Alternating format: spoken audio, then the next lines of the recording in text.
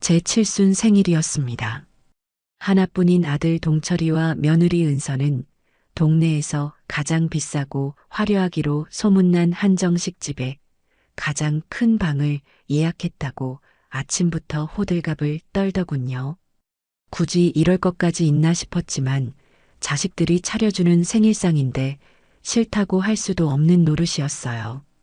평생을 시장 좌판에서 시작해 악착같이 돈을 모아 이만큼 살게 되었으니 가끔은 이런 호사를 누려보는 것도 나쁘지 않겠다는 생각도 아주 잠깐 스쳤습니다.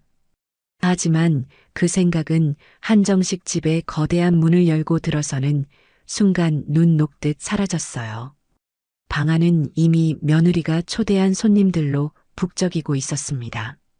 며느리의 친구들로 보이는 젊은 여자들과 동네 부녀의 사람들까지 제가 아는 얼굴보다 모르는 얼굴이 훨씬 많았어요. 그들은 하나같이 저를 위한 생일잔치가 아니라 마치 며느리 이은서의 사교 파티에 초대된 손님들처럼 보였습니다. 은서는 화사한 원피스 차림으로 사람들 사이를 오가며 우아하게 웃고 있었죠. 저를 발견하자마자 과장된 몸짓으로 달려와 팔짱을 끼더군요. 어머님 오셨어요. 길이 막히진 않으셨어요? 다들 어머님 기다리고 있었어요. 그래 왔다. 그런데 손님들이 많구나. 내 생일에 이렇게까지 할 필요는 없었는데. 제 말에 은서는 생긋 웃으며 제 귓가에 속삭였어요. 에이 어머님. 칠순이 어디 흔한 생일인가요? 제가 우리 어머님 기 한번 제대로 살려드리려고 특별히 신경 좀 썼죠. 저기 저분은 부녀회장님이시고 저쪽은 아파트 동대표 사모님이세요. 다들 어머님 인품 좋으시다고 칭찬이 자자해요. 마치 자신이 만들어낸 무대의 주인공을 소개하는 연출가 같은 말투였어요. 저는 그저 어색하게 웃으며 자리에 앉았습니다. 아들 동철이는 뭐가 그리 좋은지 입이 귀에 걸려서는 제 옆에 앉아 연신 술을 따랐습니다. 어머니, 우리 은서가 어머니를 얼마나 위하는지 몰라요. 이런 건 아무나 하는 게 아니라고요. 저 사람들 다 은서가 싹싹하게 구니까 어머니 생신이라고 한 걸음에 달려온 거 아니겠어요? 안다, 알아. 내 마누라 착한 거 누가 모르냐. 저는 영혼 없는 대답을 하며 정갈하게 차려진 음식들을 바라보았습니다.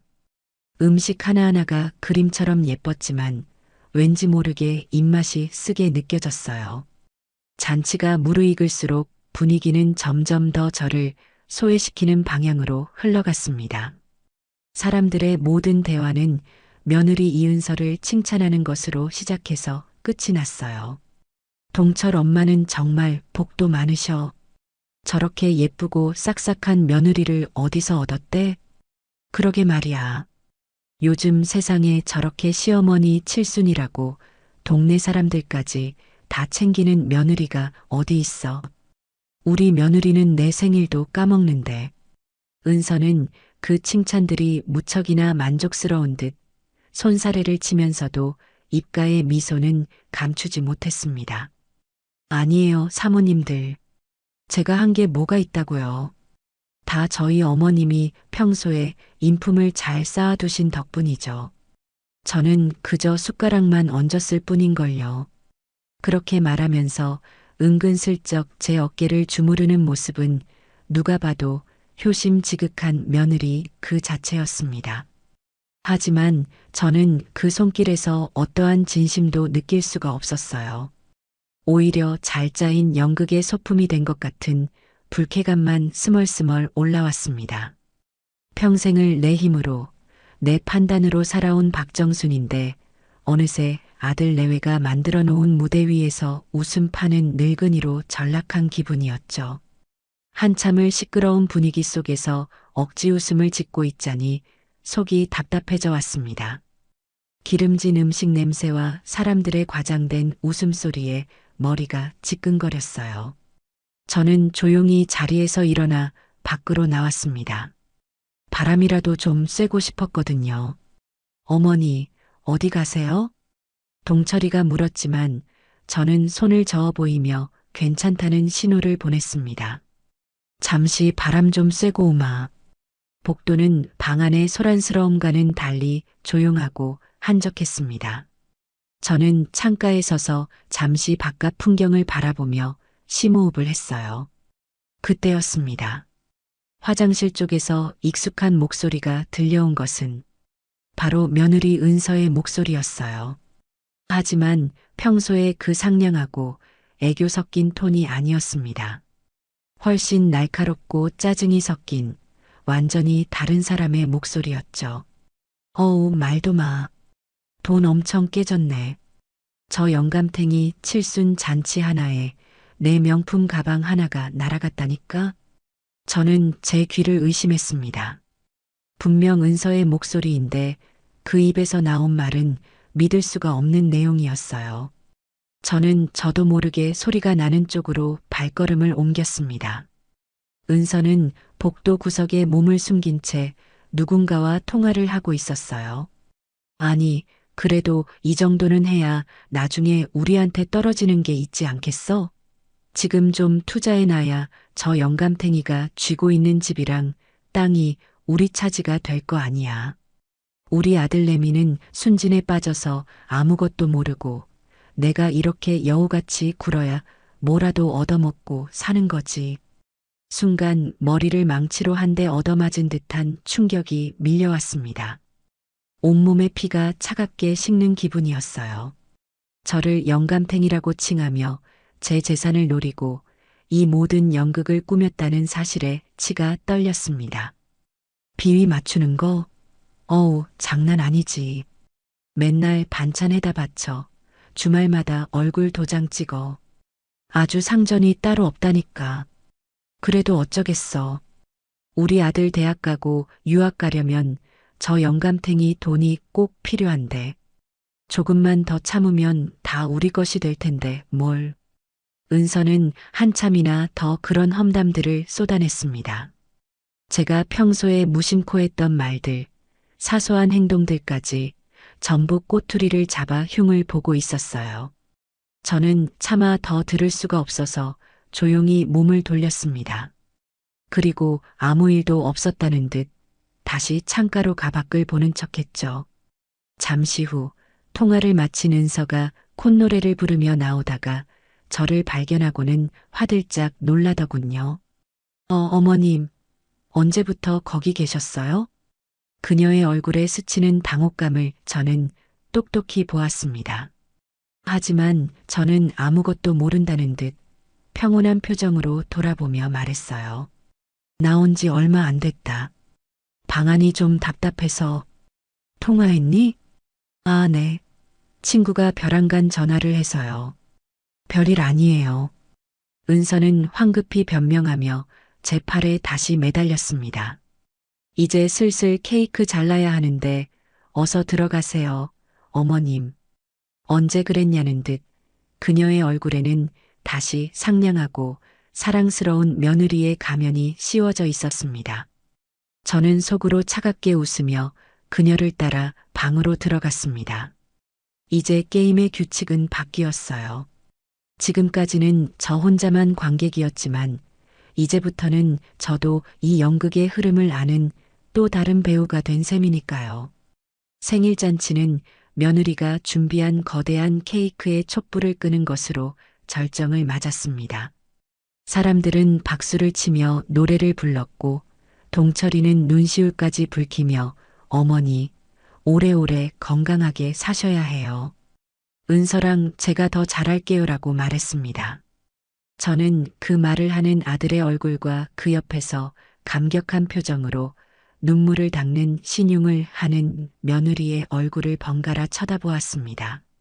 속에서는 천불이 났지만 저는 그저 인자한 시어머니처럼 웃어 보일 뿐이었어요. 집으로 돌아오는 차 안에서도 며느리의 연기는 계속되었습니다. 어머님, 오늘 피곤하진 않으셨어요? 그래도 다들 어머님 칭찬만 해서 제가 얼마나 뿌듯했는지 몰라요. 그래, 너희들 덕분에 호강했다.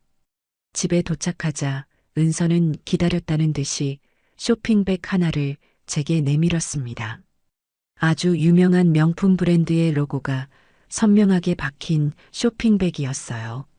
어머님, 이건 저희가 따로 준비한 선물이에요. 약소하지만 받아주세요. 저는 말없이 쇼핑백을 받아들었습니다.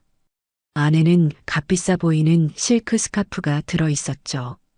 부드러운 감촉과 고급스러운 무늬가 한눈에 봐도 비싼 물건임을 짐작하게 했습니다. 그런데 스카프를 펼쳐보는 순간 제 눈에 무언가 하얀 것이 들어왔어요. 바로 가격표였습니다. 떼는 것을 깜빡한 건지 아니면 일부러 보라고 남겨둔 건지는 알 수 없었지만 거기에는 제 눈을 의심하게 만드는 액수가 적혀 있었습니다. 제 한 달 생활비를 훌쩍 넘는 돈이었어요. 은서는 마치 그때서야 가격표를 발견한 것처럼 호들갑을 떨었습니다. 어머나, 이걸 어쩌면 좋아. 직원이 바빴는지 가격표를 그냥 뒀네. 죄송해요, 어머님. 하지만 그녀의 표정 어디에도 미안한 기색은 없었어요. 오히려 이 정도는 쓸 수 있는 며느리라는 자부심이 가득해 보였습니다. 어머니, 그거 백화점에서 마지막 남은 거 제가 겨우 구해온 거예요. 제 친구들은 이런 거 시어머니한테 선물도 못한대요. 다들 저더러 대단하다고 하더라고요. 어머님 목에 두르시면 정말 잘 어울릴 것 같아서 무리 좀 했어요. 저는 스카프를 가만히 내려다보았습니다. 이 화려한 천 조각이 마치 며느리의 욕심과 허영심처럼 느껴졌어요. 그리고 이 모든 것이 제 돈을 보고 버리는 쇼라는 것을 깨닫자 더 이상 분노조차 치밀지 않았습니다. 대신 머릿속이 아주 차갑고 명료해졌어요. 고맙다. 아주 마음에 드는구나. 저는 가격표가 달린 스카프를 정성스럽게 다시 접어 상자에 넣었습니다. 제 대답에 만족한 며느리는 아들과 함께 돌아갔고 저는 텅 빈 거실에 홀로 남았습니다. 화려했던 생일잔치의 흔적은 어디에도 없고 오직 값비싼 스카프 상자만이 식탁 위에 덩그러니 놓여 있었죠. 저는 그 상자를 한참 동안 바라보았습니다. 그리고 결심했어요. 더 이상 저들의 연극에 놀아나지는 않겠다고. 내 인생의 주인은 바로 나 박정순이니까요. 그 누구도 심지어 내 피부치조차도 내 인생을 멋대로 휘두르게 두지는 않을 겁니다. 그날 밤 저는 잠을 이루지 못하고 앞으로의 계획을 세우기 시작했습니다. 아주 길고 철저한 계획을요. 그날 밤 이후 제 세상은 이전과 완전히 달라졌습니다. 눈을 떠도 밥을 먹어도 텔레비전을 봐도 온 신경은 며느리 이은서의 말과 행동을 분석하는 데에 쏠려 있었어요. 한평생을 사람 상대하는 시장 바닥에서 닳고 다른 저인데 어쩌다 저 어린 여우의 연기에 깜빡 속아 넘어갔을까 하는 자괴감에 밤잠을 설치기 일쑤였습니다. 하지만 후회와 분노에만 잠겨 있을 수는 없는 노릇이었죠. 저는 이제부터 저들의 연극을 지켜보는 수동적인 관객이 아니라 이 모든 판을 뒤엎을 계획을 세우는 연출가가 되기로 마음먹었습니다. 그러기 위해서는 더 많은 증거와 확신이 필요했어요. 섣불리 움직였다가는 오히려 역공을 당할 수 있다는 것을 제 오랜 경험이 말해주고 있었거든요. 첫 번째 이상 신호는 아주 사소한 일상에서 찾아왔습니다. 바로 저희 집 아래층에 사는 502호 여자 김 여사에게서였죠. 김 여사는 남편과 일찍 사별하고 아들 하나를 키우며 억척스럽게 살아온 저와 비슷한 구석이 많은 사람이었어요. 그래서인지 우리는 엘리베이터에서 마주칠 때마다 살갑게 인사를 나누고 가끔은 제가 담근 김치나 장아찌를 나눠 먹으며 속 깊은 이야기를 터놓기도 하는 사이였습니다. 그런데 그날 아침 무언가 이상했어요. 아침 운동을 가기 위해 엘리베이터를 기다리는데 마침 장을 보고 들어오던 김 여사와 복도에서 딱 마주쳤습니다. 평소 같았으면 어머님, 운동 가세요? 부지런도 하셔라 하며 환하게 웃었을 그녀가 저를 보자마자 화들짝 놀라며 시선을 피하는 것이었습니다. 아, 김 여사는 무언가 말을 하려다 말고 입을 꾹 다물더니 제가 서 있는 엘리베이터 대신 굳이 계단 쪽으로 총총걸음을 옮겼습니다. 그 모습이 어찌나 부자연스럽고 황급해 보였는지 저는 그 자리에 못 박힌 듯 서서 그녀가 사라지는 계단만 멍하니 바라보았어요. 처음에는 무슨 안 좋은 일이 있나? 아니면 내가 먼저 아는 척을 안 해서 서운했나? 하는 생각들을 했습니다. 하지만 며칠 동안 그런 어색한 상황이 반복되자 저는 직감적으로 이것이 단순한 우연이나 오해가 아님을 깨달았어요.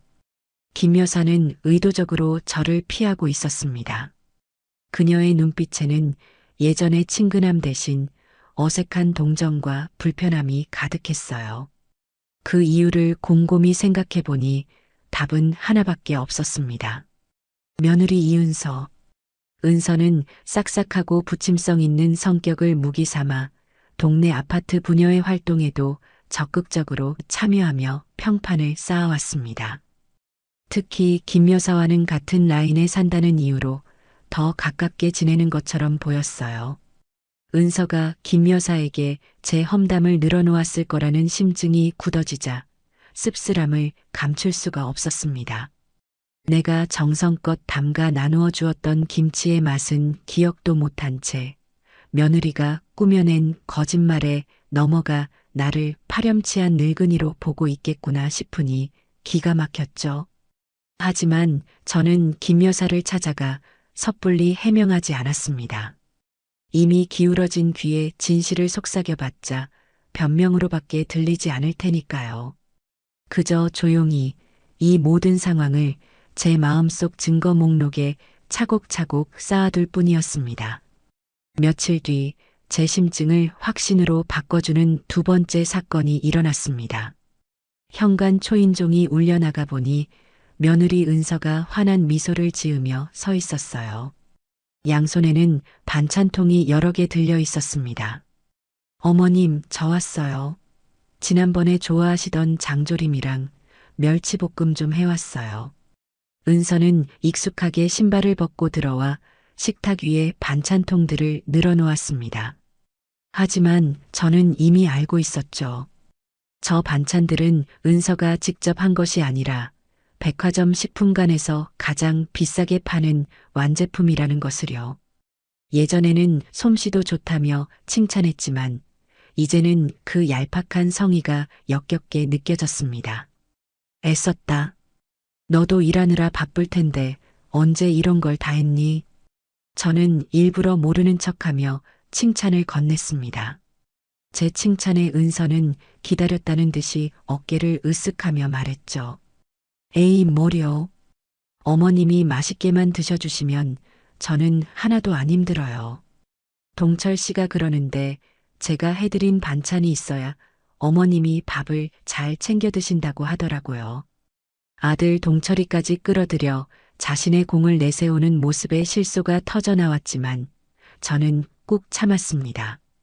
은서는 냉장고 문을 열어 반찬을 정리하며 주위를 둘러보더니 소파 위에 놓인 제 블라우스를 발견하고는 눈을 반짝였습니다.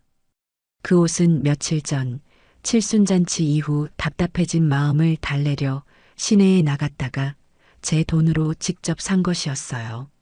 화사한 연보라색의 자잘한 꽃무늬가 들어간 제 나이에는 조금 젊어 보이는 디자인이었죠. 하지만 입는 순간 기분이 좋아져서 큰맘 먹고 구입한 옷이었습니다. 은서는 그 블라우스를 집어들고 제 몸에 대보며 호들갑을 떨었습니다. 어머, 어머님, 이 옷은 뭐예요? 색깔이 너무 예쁘다. 어머님한테 이런 화사한 색이 잘 어울리시는 줄 몰랐네요. 그러더니 잠시 말을 멈추고 무언가 생각하는 듯한 표정을 짓더군요. 그리고는 아주 안타깝다는 듯한 목소리로 말을 이었습니다. 그런데 어머님, 이런 건 좀 젊은 사람들이 입는 거 아니에요? 저희 엄마는 어두운 색만 찾으시던데. 하긴, 저희 엄마는 자식들한테 손 벌리기 싫다고 당신 꾸밀 돈도 아끼시는 분이라서요. 당신 돈 쓰는 걸 꼭 죄 짓는 것처럼 생각하시더라고요. 저번에 제가 용돈 좀 드렸더니 그걸로 옷 한 벌 안 사 입으시고 고스란히 모아서 손주 과자감 하라고 돌려주셨지 뭐예요. 그 말은 교묘하게 포장된 비수였습니다. 나이 생각도 안 하고 주책맞게 화려한 옷이나 사 입는 시어머니와 자식을 위해 자신을 희생하는 친정어머니를 은근슬쩍 비교하며 저를 깎아내리는 말이었죠. 너는 자식한테 손 벌려 꾸미지만 우리 엄마는 자식을 위해 희생한다는 뜻을 교묘하게 숨겨놓은 것이었어요.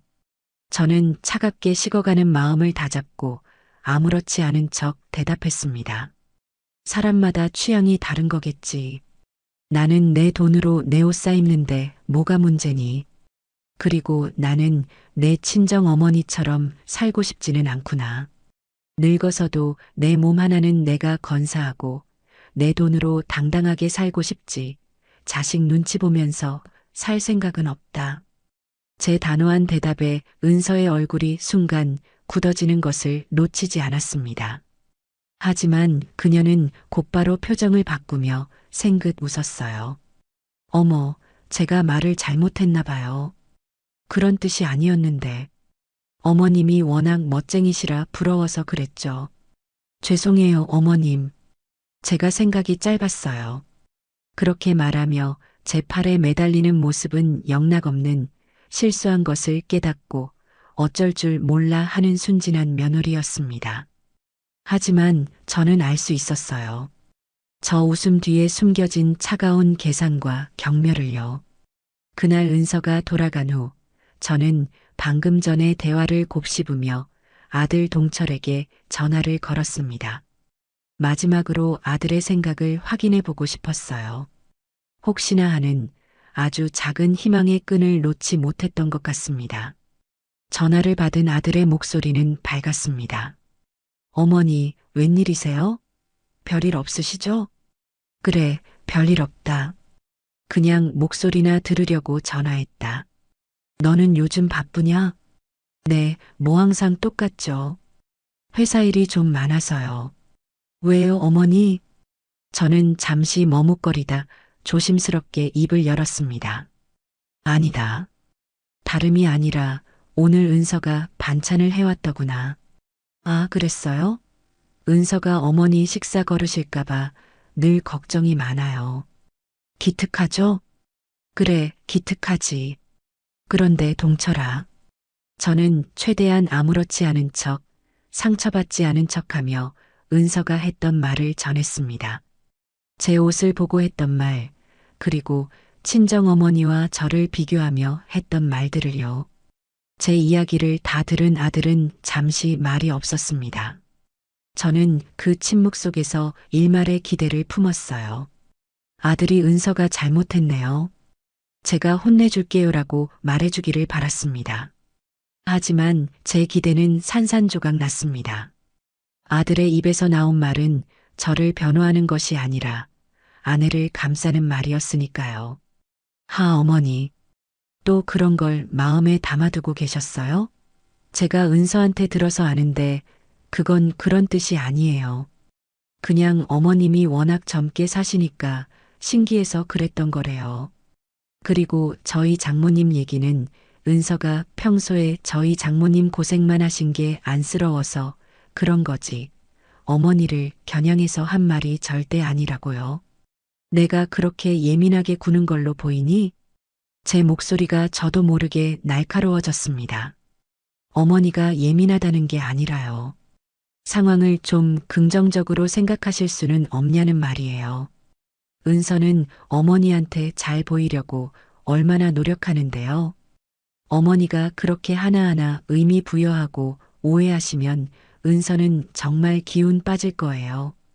가뜩이나 회사 일 때문에 힘든 사람인데 어머니까지 그러시면 어떡해요. 아들의 말은 제 가슴에 비수처럼 꽂혔습니다. 저를 이해하려는 노력은 단일도 없이 모든 것을 제 예민함과 오해로 치부해버리는 아들에게 깊은 절망감을 느꼈습니다. 아들은 이미 제 아들이 아니라 이은서의 남편일 뿐이었습니다. 아들의 귀에는 제 목소리가 들리지 않고 오직 은서가 주입한 이야기들만 맴돌고 있는 것이 분명했어요. 알았다. 내가 예민한 늙은이라서 쓸데없는 생각을 했나 보구나. 바쁜데 미안하다. 끊는다. 저는 더 이상 말을 섞고 싶지 않아 전화를 끊어버렸습니다. 수화기를 내려놓는 손이 부들부들 떨렸어요. 전화기 너머로 어머니, 제 말은 그게 아니라 하고 외치는 아들의 목소리가 들리는 듯 했지만 아무 상관 없었습니다. 이 통화로 모든 것이 확실해졌으니까요. 이 싸움에서 제 편은 아무도 없다는 것, 심지어 제 피를 나눈 아들조차도 적의 편에 서 있다는 것을요. 외로움과 배신감이 파도처럼 밀려왔지만 이상하게도 눈물은 나지 않았습니다. 대신 차가운 분노가 심장을 더 단단하게 만들었어요. 이제 더 이상 망설일 필요가 없었습니다.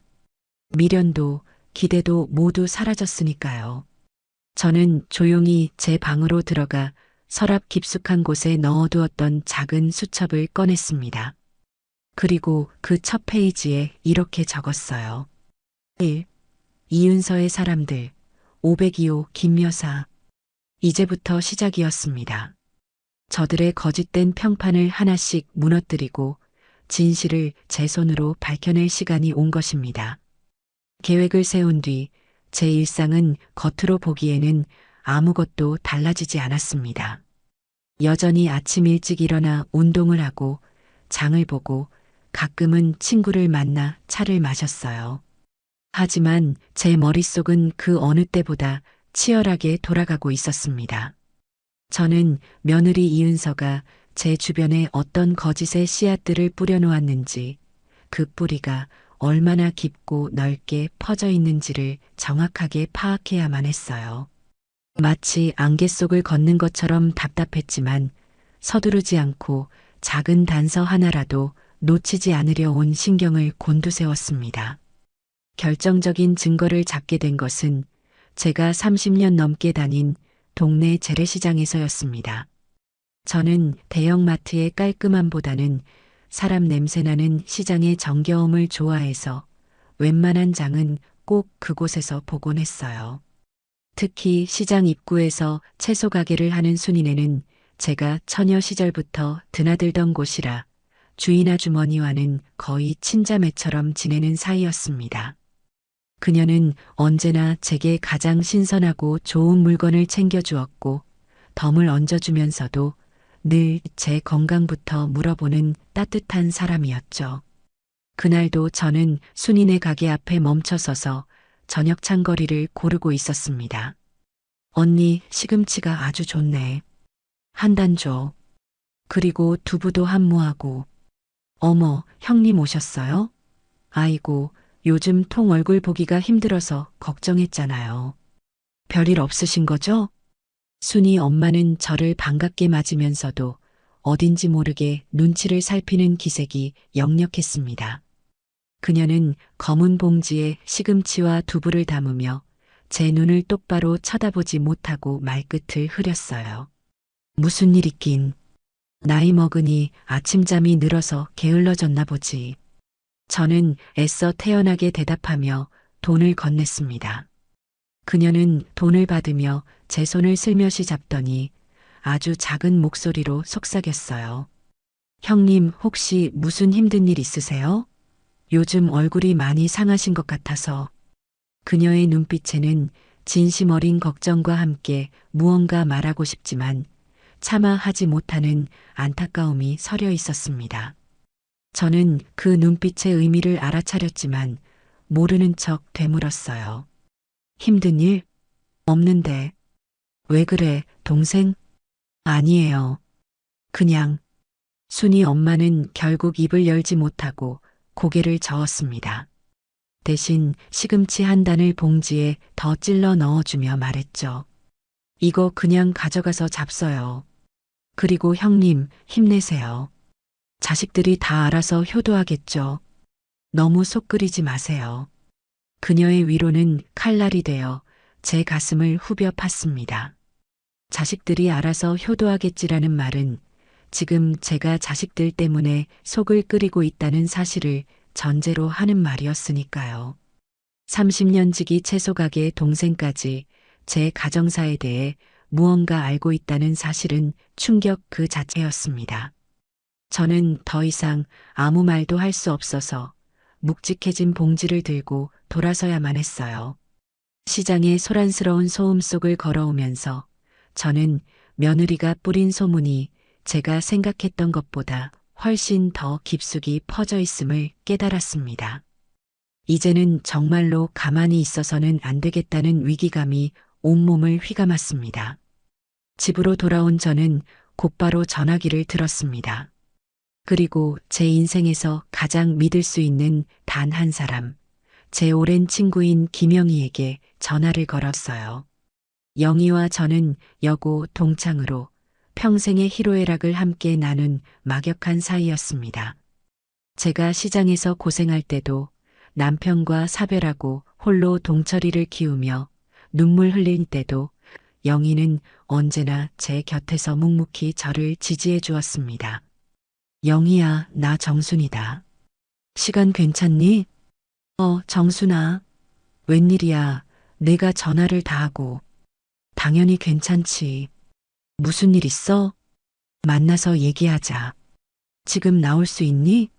내가 너희 집 근처 찻집으로 갈게.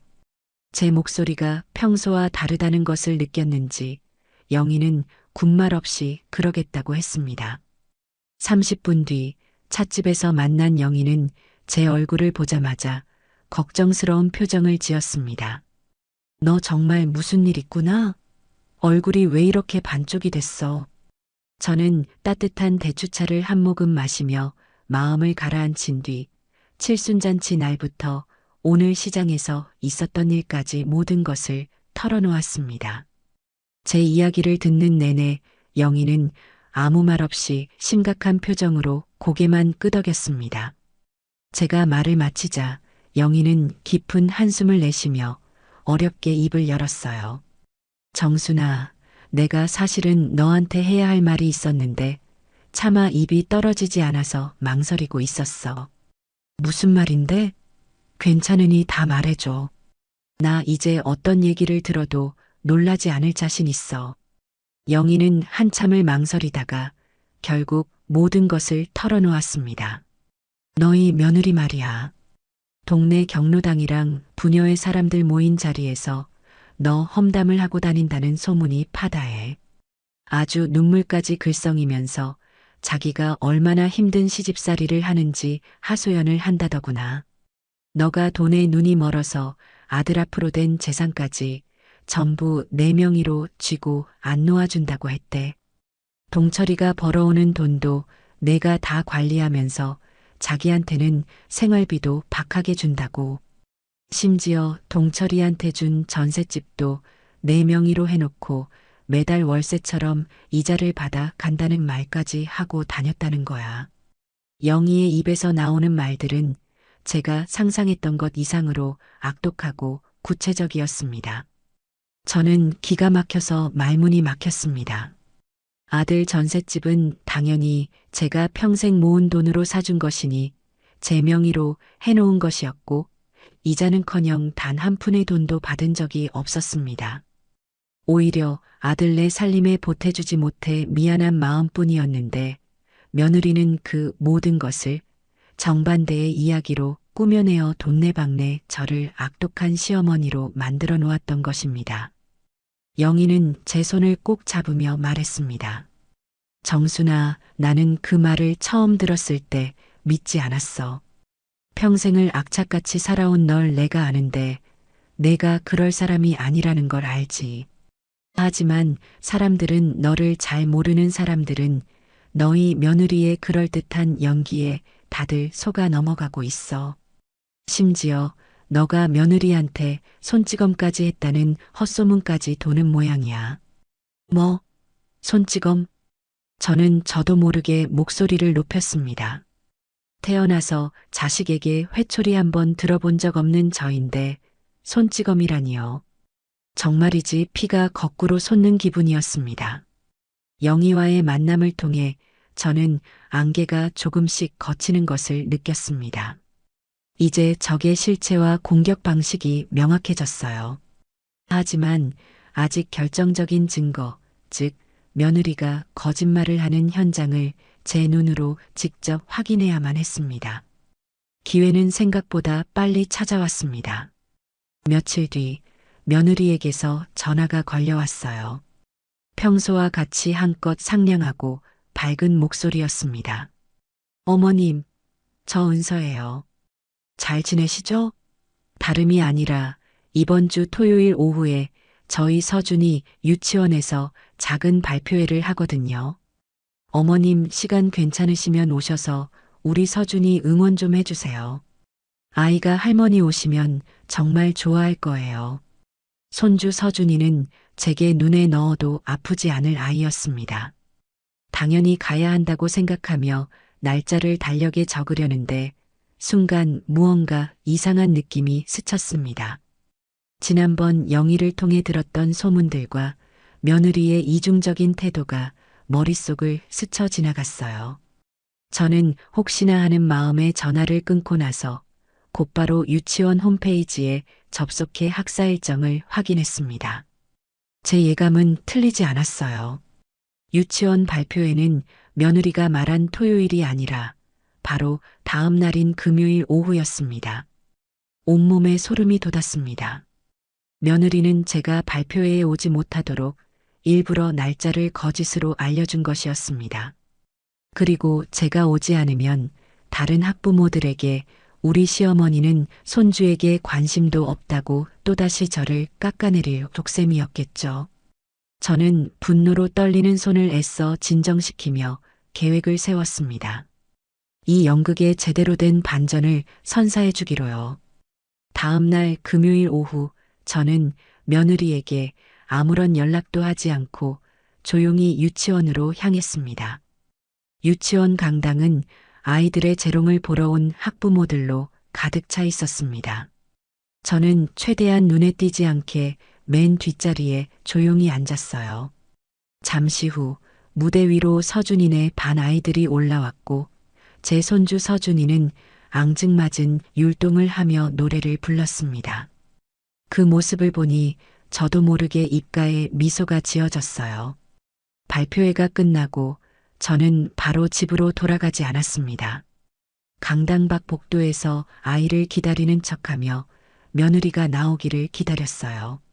잠시 후 은서는 서준이의 손을 잡고 다른 학부모와 이야기를 나누며 복도를 걸어오고 있었습니다.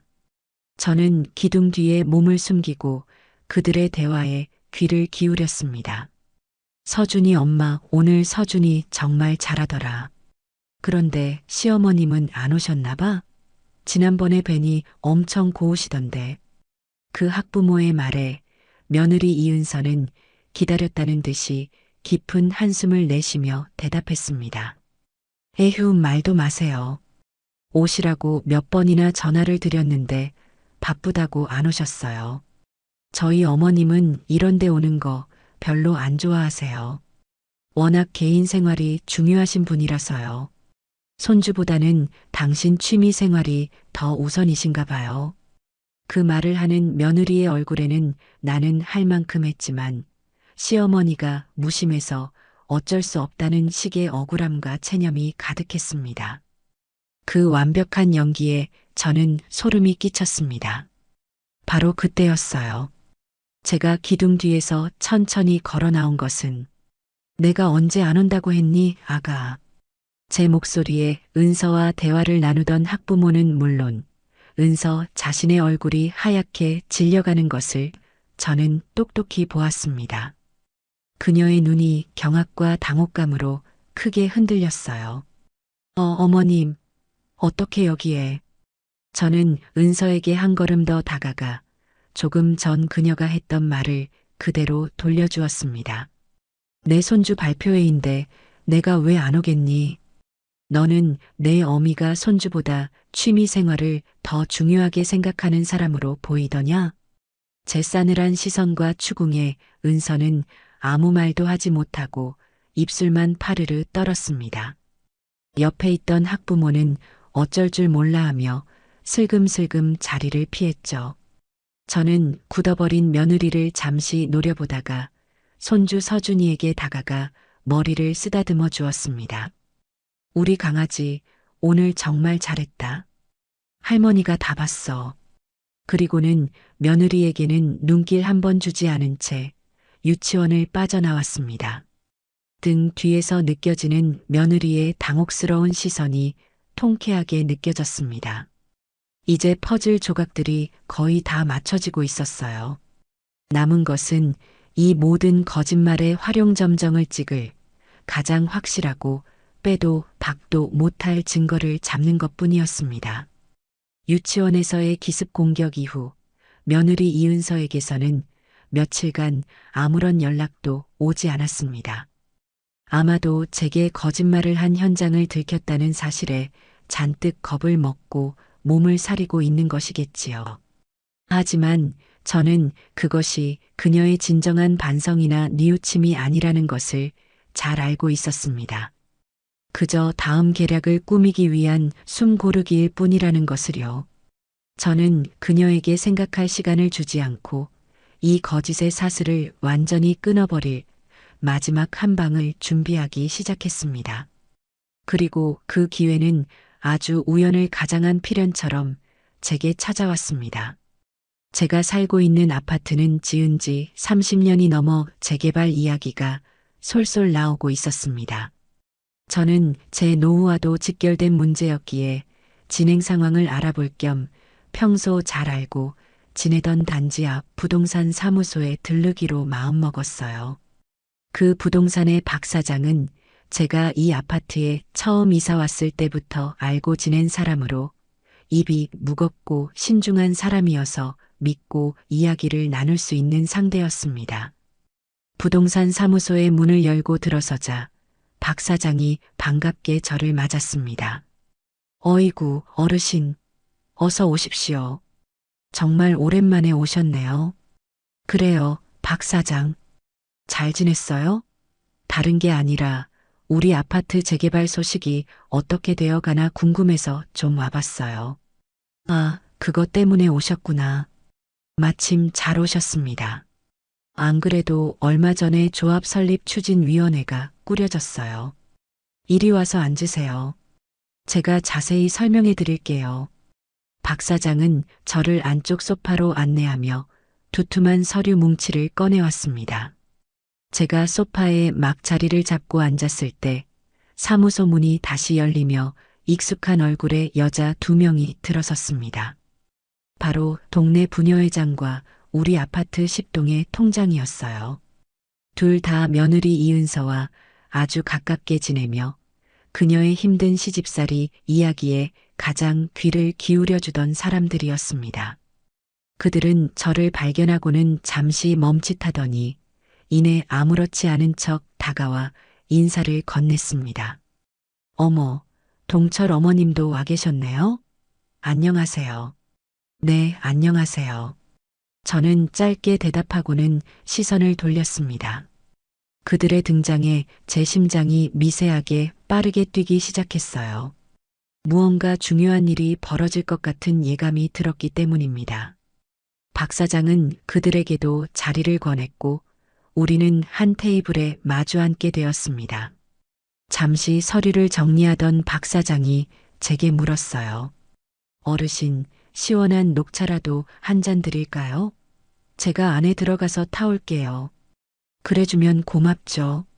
박 사장이 탕비실로 들어간 사이 사무소에는 어색한 침묵이 흘렀습니다. 부녀회장과 통장은 힐끔힐끔 제 눈치를 살피며 자기들끼리 소곤거렸어요. 바로 그때였습니다. 제 휴대전화가 요란하게 울리기 시작한 것은 발신자는 제 친구 영이었습니다. 저는 두 여자에게 가볍게 목례를 하고는 통화 소리가 방해될까 싶어 박 사장이 들어간 탕비실 쪽으로 자리를 옮겼습니다. 영희야, 나 지금 밖에 나와 있는데. 왜? 아니, 그냥 너 괜찮은가 해서. 그날 이후로 며느리한테서 연락 없었어? 응, 조용해. 아마 제 꾀에 제가 놀라서 납작 엎드려 있겠지. 저는 영희와 몇 마디 안부를 더 나눈 뒤 전화를 끊었습니다. 그리고 물이라도 한 잔 마실까 싶어 탕비실 안으로 완전히 들어섰죠. 탕비실은 작았지만 바깥 사무공간과 얇은 유리문 하나로 분리되어 있었습니다. 제가 그 안에 있는 것을 소파에 앉은 부녀회장과 통장은 미처 확인하지 못한 모양이었습니다. 그들은 제가 통화를 하며 밖으로 나갔다고 생각했는지 목소리를 낮춰 본격적인 대화를 시작했습니다.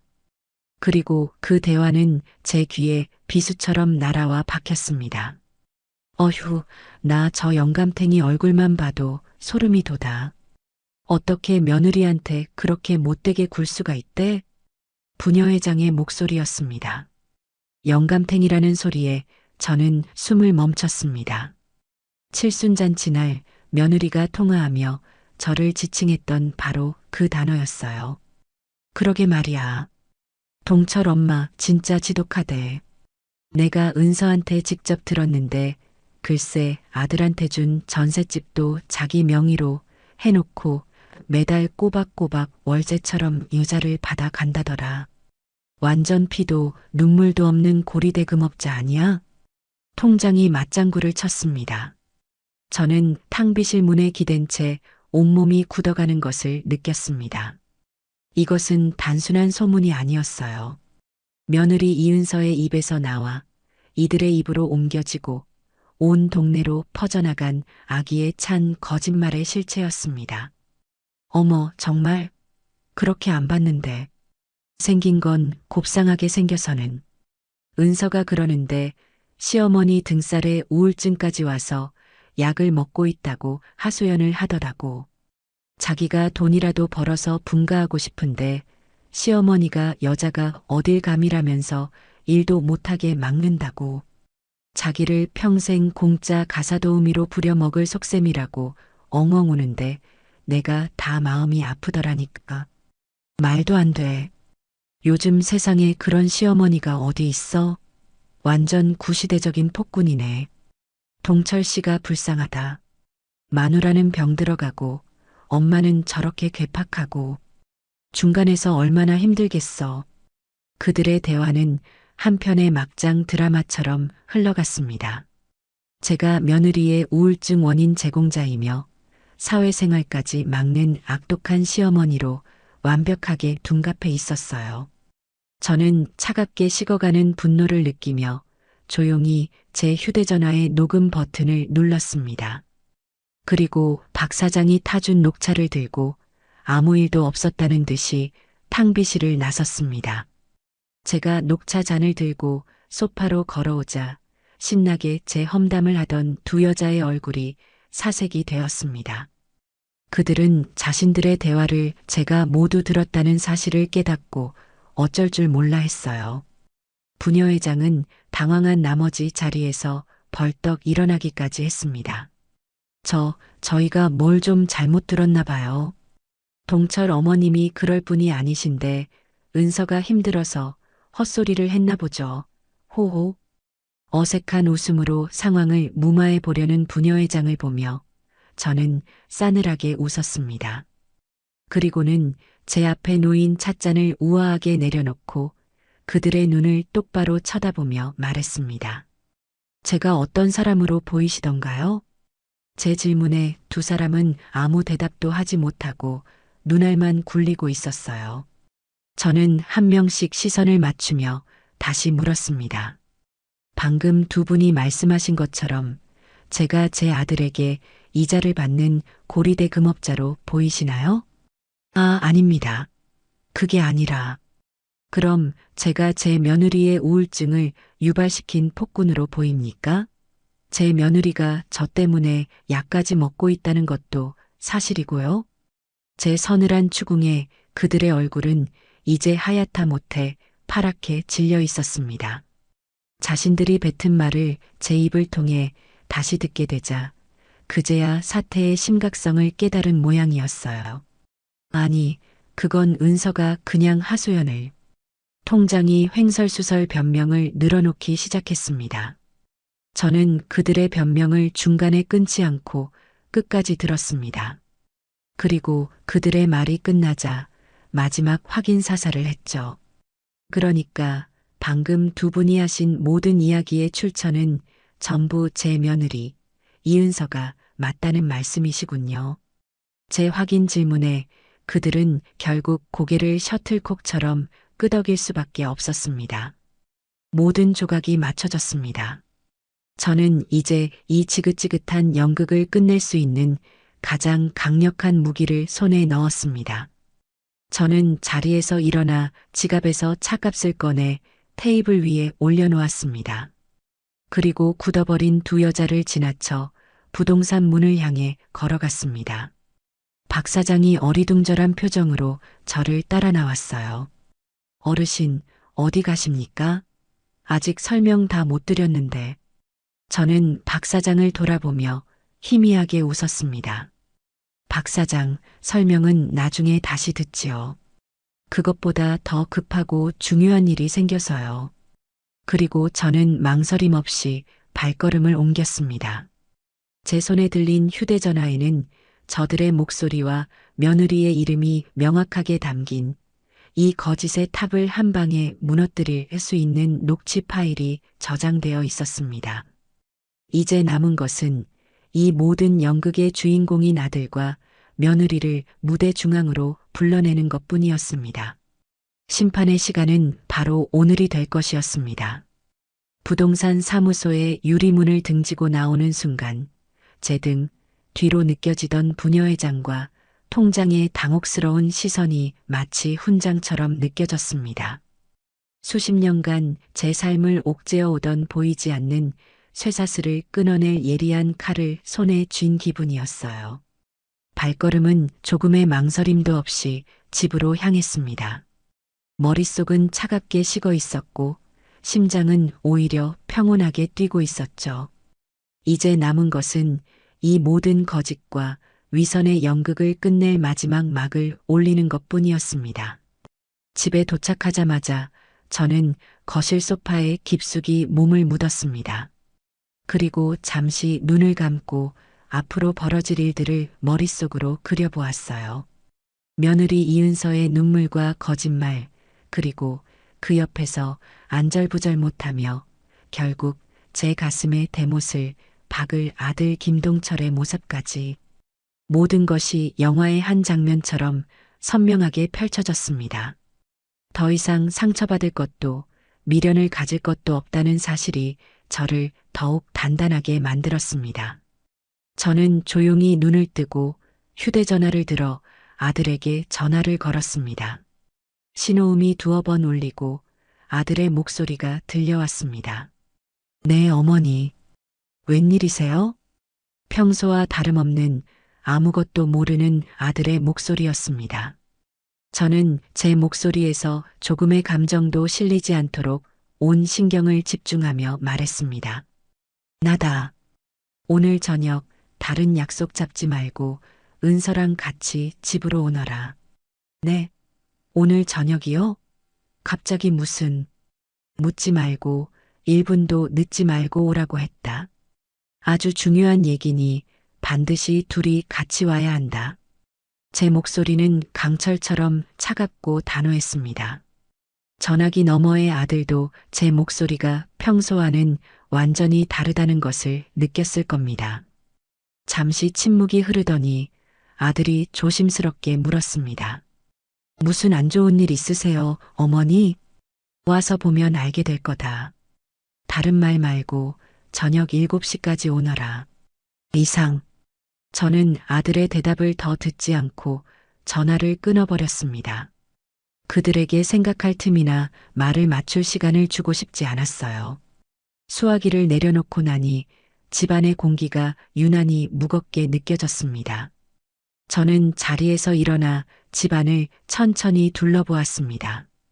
30년 넘게 제 땀과 눈물이 밴 이 집. 벽에 걸린 낡은 가족 사진 속에서 해맑게 웃고 있는 어린 동철이의 모습이 눈에 들어왔습니다. 저 아이를 키우기 위해 시장 좌판에서 찬바람을 맞으며 얼마나 고생했던가. 남편 없이 홀로 아들을 키우는 여자의 삶이 얼마나 고달팠던가. 그 모든 세월이 주마등처럼 스쳐 지나가며 잠시 가슴이 아려왔지만 저는 이내 고개를 저었습니다. 과거에 얽매여서는 안 됩니다. 저 사진 속의 아들은 이제 없으니까요. 지금의 아들은 제 아들이기 이전에 저를 기만하고 제 재산을 노리는 여자의 남편일 뿐이었습니다. 저는 거실 테이블 위에 먼지를 손으로 닦아내고 소파 쿠션을 바로 놓았습니다. 마치 아주 중요한 손님을 맞이하기 전 집안을 정돈하는 사람처럼 제 행동은 침착하고 군더더기가 없었어요. 마지막 전투를 앞둔 장수의 심정이 이러할까요? 두렵거나 떨리기보다는 이 지긋지긋한 싸움을 끝낼 수 있다는 생각에 오히려 마음이 차분해졌습니다. 약속한 7시가 되기 10분 전 현관 초인종이 울렸습니다. 저는 느릿하게 걸어가 문을 열었습니다. 문 앞에는 예상했던 대로 굳은 표정의 아들과 그 뒤에 서서 걱정스러운 얼굴을 연기하고 있는 며느리가 서 있었습니다. 은서는 저를 보자마자 과장된 몸짓으로 다가와 제 팔을 잡으려 했습니다. 어머님, 전화 받고 얼마나 놀랐는지 몰라요. 무슨 일 있으신 거예요? 안색이 안 좋으세요. 저는 그녀의 손을 차갑게 뿌리쳤습니다. 제 행동에 은서의 얼굴에 순간 당혹감이 스쳤지만 그녀는 이내 아무렇지 않은 척 표정을 관리하며 아들 뒤로 물러섰습니다. 저는 두 사람에게 아무 말 없이 거실 소파를 턱짓으로 가리켰습니다. 앉아라. 저와 아들 부부는 테이블을 사이에 두고 마주 앉았습니다. 무거운 침묵이 거실을 가득 채웠습니다. 먼저 침묵을 깬 것은 아들 동철이었습니다. 어머니, 도대체 무슨 일이신데요? 사람을 이렇게 불러놓고 아무 말씀도 없으시면. 저는 아들의 말을 자르지 않고 끝까지 들었습니다. 그리고는 시선을 아들이 아닌 며느리 이은서에게 고정시킨 채 입을 열었습니다. 제 목소리는 얼음장처럼 차가웠습니다. 너 동네방네 내 험담을 하고 다녔더구나. 직설적인 제 한마디에 거실의 공기가 그대로 얼어붙었습니다. 은서의 얼굴은 순식간에 하얗게 질렸고 동공이 심하게 흔들리는 것이 보였습니다. 하지만 그녀는 역시 보통 내기가 아니었습니다. 불과 몇 초 만에 표정을 바꾸더니 세상에서 가장 억울한 사람이 된 것처럼 눈에 눈물을 그렁그렁 매달고 저를 쳐다보았습니다. 네, 어머님, 그게 무슨 말씀이세요? 제가요? 제가 어떻게 어머님 험담을 해요? 세상에 말도 안 돼요. 은서는 손으로 입을 가리며 충격받은 연기를 시작했습니다. 그 모습이 어찌나 실감나는지 모르는 사람이 봤다면 영락없이 누명을 쓴 가련한 며느리로 보였을 겁니다. 그녀는 금방이라도 쓰러질 것처럼 몸을 비틀거리며 옆에 앉은 아들의 팔을 붙잡았습니다. 여보, 어머님이 왜 저러실까? 내가 뭘 잘못했다고. 나는 정말 어머님한테 잘해드리고 싶었을 뿐인데. 은서의 눈에서 굵은 눈물방울이 뚝뚝 떨어지기 시작했습니다. 그 눈물을 본 아들 동철이의 얼굴은 울그락불그락해졌습니다. 그는 저를 원망스러운 눈으로 쳐다보며 소리쳤습니다. 어머니, 도대체 누구한테 또 무슨 이상한 소리를 듣고 오셔서 사람을 이렇게 잡으세요? 은서가 그럴 사람 아니라는 거 어머니도 잘 아시잖아요. 아들의 외침은 제 예상에서 한치도 벗어나지 않았습니다. 저는 아들을 똑바로 쳐다보며 물었습니다. 너는 저 사람 말을 믿는다는 게냐? 당연히 믿죠. 제가 몇 년을 같이 산 제 아내를 안 믿고 누굴 믿어요. 어머니야말로 출처도 불분명한 헛소문만 믿고 며느리를 이렇게 몰아세우시는 거 아니에요? 제발 은서 좀 그만 괴롭히세요. 괴롭힌다는 말이 아들의 입에서 나오는 순간 제 마음속에 남아있던 마지막 한 조각의 기대마저 산산조각 나 부서져 내렸습니다. 제 피를 나눈 아들이 저를 자신의 아내를 괴롭히는 악독한 시어머니로 보고 있다는 사실이 칼날이 되어 심장을 찔렀습니다. 은서는 아들의 비호 아래 더욱 서럽게 울기 시작했습니다. 어머님, 제가 정말 서운해서 그래요. 제가 어머님한테 얼마나 잘하려고 노력했는데요. 칠순 잔치도 제가 밤새 준비하고 반찬도 꼬박꼬박 만들어서 날랐잖아요. 그런데 어떻게 저한테 그런 억울한 누명을 씌우실 수가 있어요. 차라리 제가 싫다고 솔직하게 말씀하세요. 그럼 제가 다 받아들일게요. 이렇게 저를 나쁜 사람으로 만드시는 건 정말 너무하세요.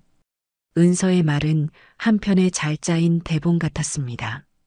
자신의 희생과 노력을 강조하며 저를 가해자로, 자신을 피해자로 만드는 능수능란한 화법이었죠. 저는 그 뻔뻔한 연극을 지켜보았습니다.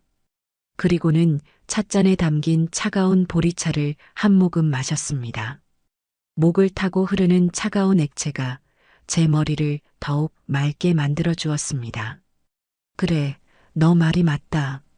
내가 사람을 잘못 봤나 보구나. 제 말에 은서는 울음을 그치고 의아한 표정으로 저를 쳐다보았습니다.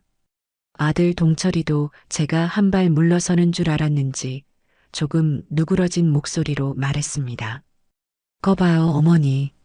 어머니가 오해하신 거라니까요. 은서한테 사과하세요.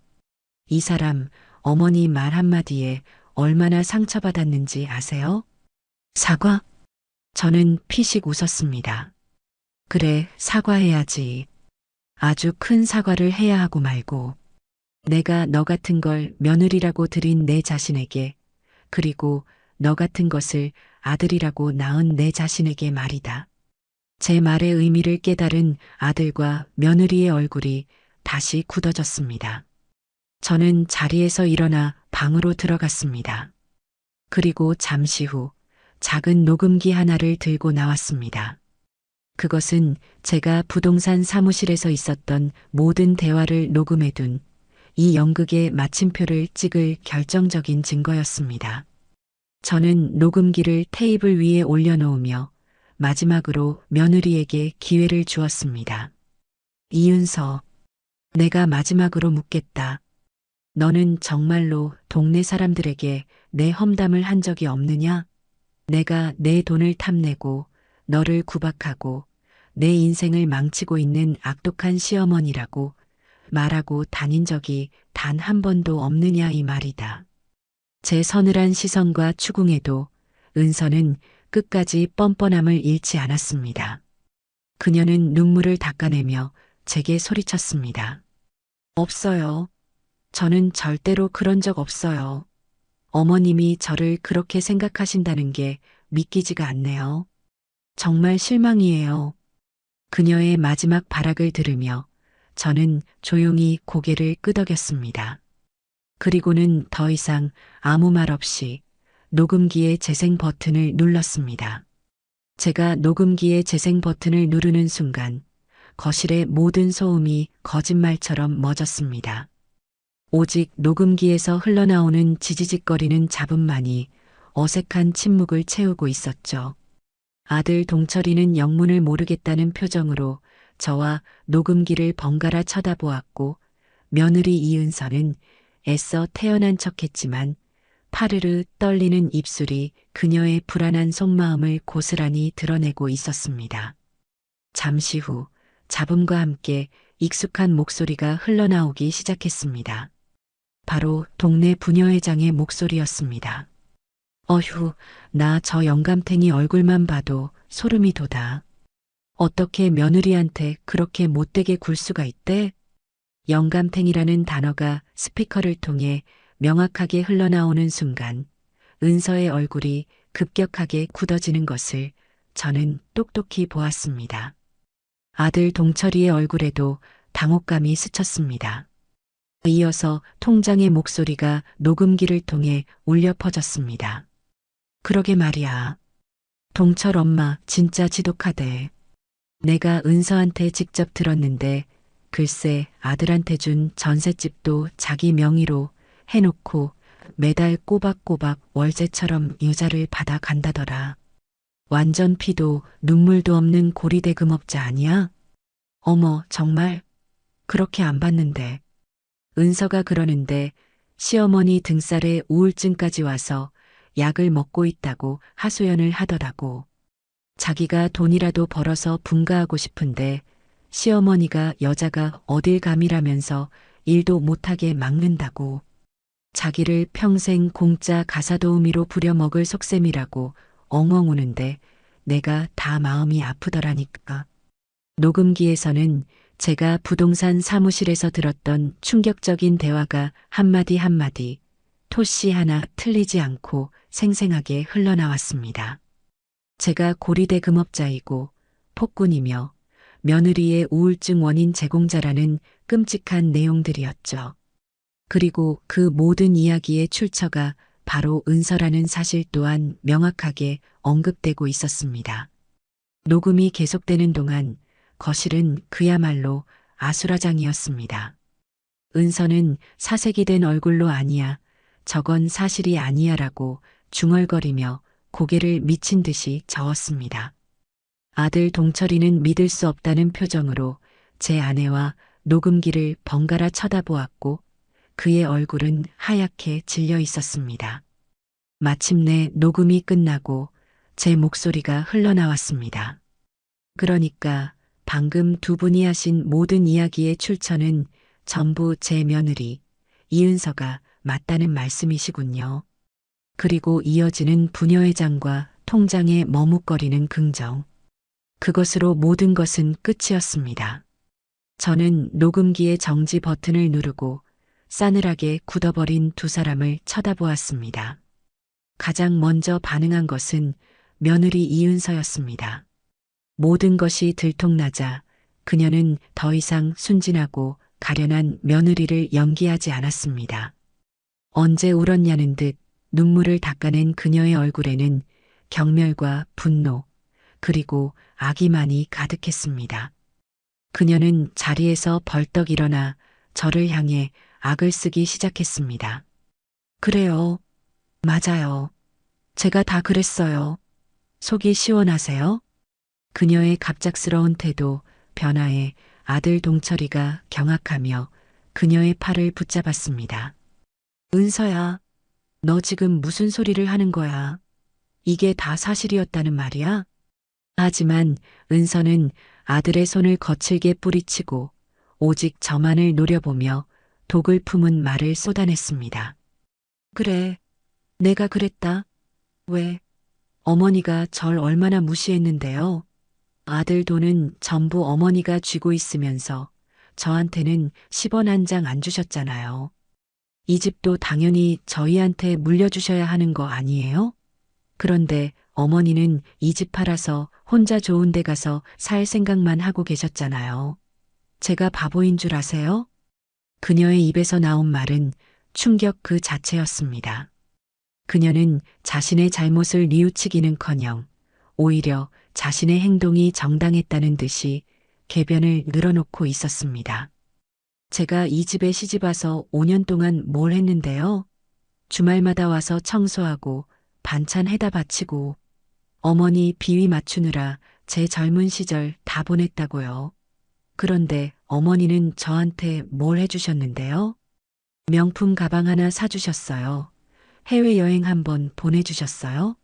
맨날 시장에서 사온 나물 반찬에 낡아 빠진 옷이나 입으면서 돈.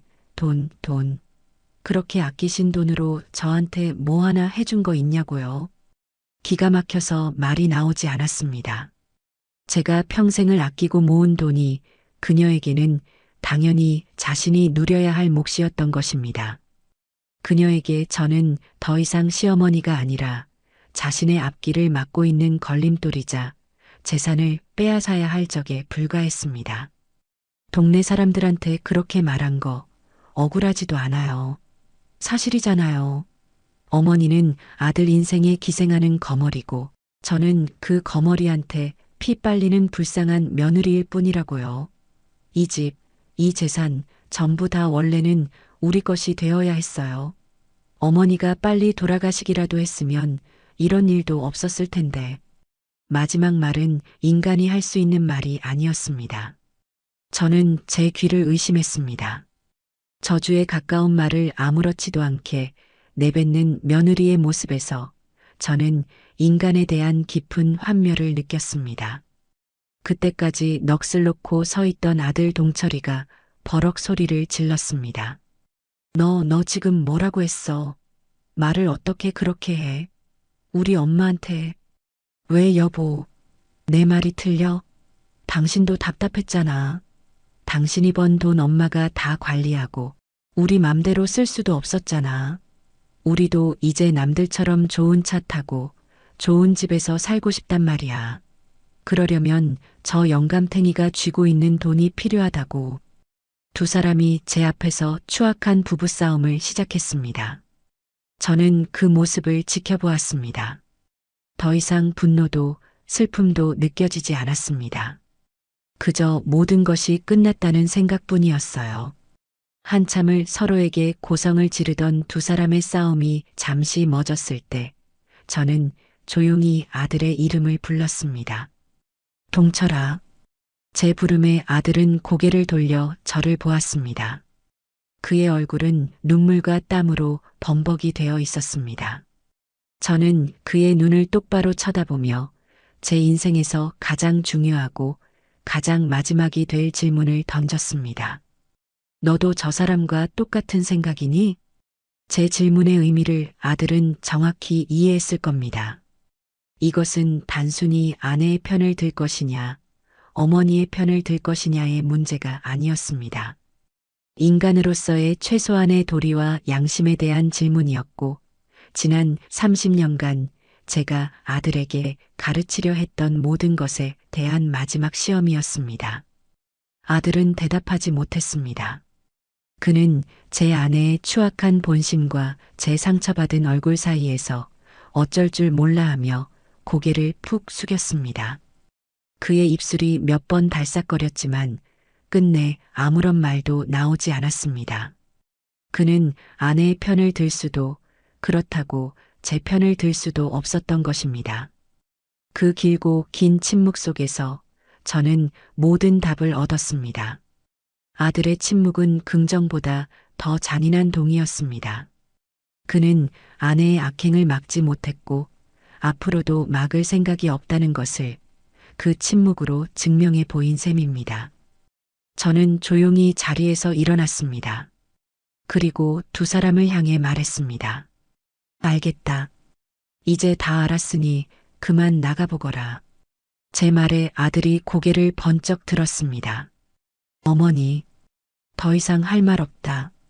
너희는 이제부터 내 자식도 내 며느리도 아니다. 그러니 당장 이 집에서 나가. 그리고 다시는 내 눈앞에 나타나지 마라. 저는 현관문을 활짝 열었습니다. 며느리는 여전히 분이 풀리지 않은 얼굴로 저를 쏘아보았고 아들은 망연자실한 표정으로 그 자리에 서 있었습니다.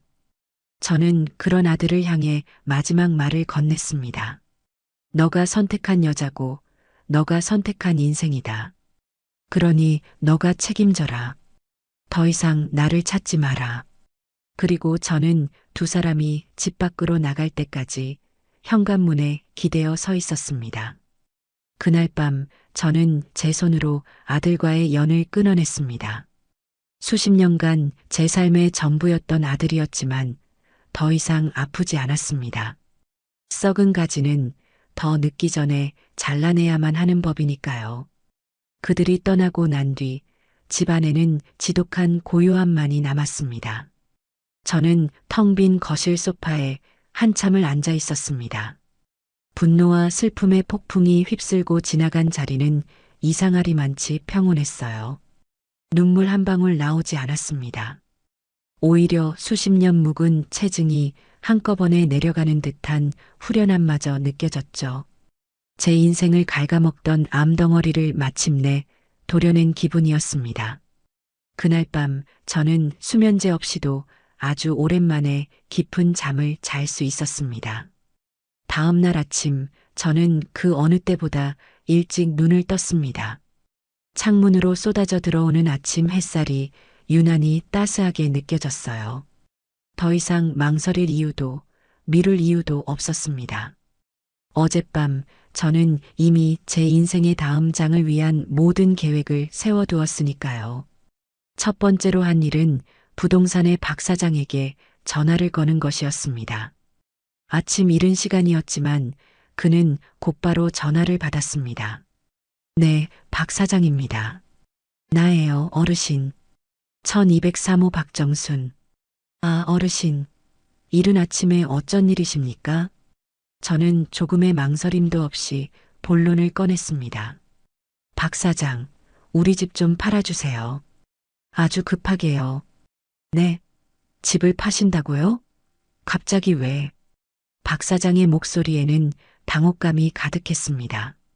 어제 재개발 소식을 물으러 갔던 사람이 하루아침에 집을 팔아달라고 하니 놀라는 것도 무리는 아니었죠. 사정이 좀 생겼어요. 그러니 묻지 말고 시세보다 조금 싸게 내놓을 테니 가장 빠른 시일 내에 계약할 수 있도록 힘 좀 써주세요. 수수료는 넉넉하게 챙겨드릴 테니. 제 목소리에는 단호함이 실려 있었습니다. 박 사장은 제 의지가 확고하다는 것을 깨달았는지 더 이상 이유를 묻지 않았습니다. 알겠습니다, 어르신. 어르신께서 그렇게 말씀하신다면야. 제가 최선을 다해서 좋은 분 찾아보겠습니다. 전화를 끊고 나니 첫 번째 단추를 잘 끼웠다는 생각에 마음이 한결 가벼워졌습니다. 이 집은 더 이상 제게 안식처가 아니었습니다. 그저 제2의 인생을 위한 발판이 되어줄 자산일 뿐이었죠. 두 번째 목적지는 제가 평생을 거래해온 주거래 은행이었습니다. 저는 서랍 깊숙한 곳에 보관해 두었던 모든 통장과 도장을 챙겨 들고 집을 나섰습니다. 은행에 도착해 번호표를 뽑고 차례를 기다리는 동안 제 마음은 놀랍도록 평온했습니다. 수십 년간 푼돈을 아껴가며 악착같이 모은 돈이었습니다. 그 돈을 해지한다고 생각하니 아까운 마음이 들 법도 한데 전혀 그렇지 않았어요. 오히려 족쇄를 푸는 기분이었습니다. 어떤 업무 도와드릴까요, 고객님? 창구의 젊은 직원이 상냥하게 물었습니다. 저는 제가 가져온 통장들을 전부 꺼내 보이며 말했습니다. 여기 있는 예금이랑 적금 전부 다 해지하고 싶어요. 오늘 당장 현금으로 찾을 수 있는 건 전부 찾아주시고 나머지는 가장 빠른 시일 내에 현금화할 수 있도록 처리해 주세요. 제 말에 직원의 눈이 동그래졌습니다. 그녀는 통장들을 하나씩 확인하며 컴퓨터에 무언가를 입력하더니 조심스러운 표정으로 저를 쳐다보았습니다. 고객님, 지금 해지하시면 만기 이자를 거의 못 받으셔서 손해가 크신데요. 특히 이 상품 같은 경우는 상관없어요. 손해봐도 괜찮으니 그냥 다 해지해 주세요. 제 단호한 태도에 직원은 더 이상 권유하지 못하고 옆에 있던 지점장까지 불러왔습니다. 지점장은 제가 평생을 거래해온 VIP 고객이라는 것을 알고 있었기에 혹시 무슨 금융 사기를 당하는 것은 아닌지 걱정스러운 눈치였습니다. 어르신, 혹시 무슨 협박을 받으시거나 안 좋은 일이 있으신 건 아니시죠? 요즘 보이스피싱 수법이 워낙 교묘해서요. 저는 지점장의 걱정이 고마워서 희미하게 웃으며 대답했습니다. 그런 거 아니에요, 지점장님. 그냥 제가 이 돈으로 하고 싶은 일이 생겨서 그래요. 내 돈 내가 쓰겠다는데 문제될 거 없잖아요. 제 말에 지점장은 결국 고개를 끄덕이며 모든 자산을 해지하는 절차를 진행해 주었습니다. 수십 장의 서류에 도장을 찍고 서명을 하는 동안 저는 제가 제 인생의 완전한 주인이 되었음을 실감했습니다. 더 이상 누구의 엄마, 누구의 시어머니로서가 아니라 오롯이 박정순이라는 한 개인으로서 제 재산에 대한 권리를 행사하는 순간이었습니다. 은행 업무를 마치고 나니 점심시간이 훌쩍 지나 있었습니다. 저는 은행 근처의 작은 식당에 들어가 뜨끈한 국밥 한 그릇을 시켰습니다. 평소 같았으면 돈 아깝다고 집에서 대충 끼니를 때웠을 테지만 그날은 왠지 저 자신에게 따뜻한 밥 한 끼를 사주고 싶었어요. 국밥을 먹으며 저는 다음 계획을 머릿속으로 정리했습니다. 바로 변호사를 만나는 것이었습니다. 저는 휴대전화로 유언 상속 전문 변호사를 검색했습니다. 동네의 작은 법률 사무소가 아니라 좀 더 크고 신뢰할 수 있는 법무법인을 찾고 싶었어요. 몇 군데를 비교해 본 뒤 가장 후기가 좋고 경력이 많아 보이는 변호사에게 전화를 걸어 상담 예약을 잡았습니다. 다음 날 오후 저는 예약한 법무법인을 찾아갔습니다. 중후한 멋이 있는 50대 남자 변호사가 저를 맞이했습니다. 저는 자리에 앉자마자 제 신분과 가족관계를 밝히고 어제 있었던 일을 포함한 모든 자초지종을 담담하게 설명했습니다. 제 이야기를 듣는 내내 변호사는 심각한 표정으로 경청하며 꼼꼼하게 메모를 했습니다. 제 이야기가 끝나자 변호사는 안경을 고쳤으며 말했습니다. 정말 힘든 일을 겪으셨군요, 어머님. 결심을 굳히신 것은 알겠습니다. 그래서 구체적으로 어떻게 하시길 원하십니까? 유언장을 새로 작성하고 싶습니다. 제 모든 재산은 아들 김동철과 그 가족에게 단 한 푼도 상속되지 않도록 하고 싶어요. 알겠습니다. 법적으로 유류분이라는 제도가 있긴 하지만 어머님의 경우 아드님이 어머님을 기망하고 부양 의무를 저버렸다는 점을 명확히 할 경우 유류분 반환 청구 소송에서도 충분히 방어가 가능할 것으로 보입니다. 그러기 위해서는 증거 자료를 잘 확보해 두는 것이 중요합니다. 어제 모든 대화 내용을 녹음해 두었습니다. 그리고 필요하다면 제 험담을 들었던 동네 사람들의 증언도 확보할 수 있습니다. 제 철저한 준비에 변호사는 조금 놀란 듯한 표정을 짓더니 이내 고개를 끄덕였습니다. 훌륭하십니다. 그렇다면 재산은 어떻게 처분하시길 원하십니까?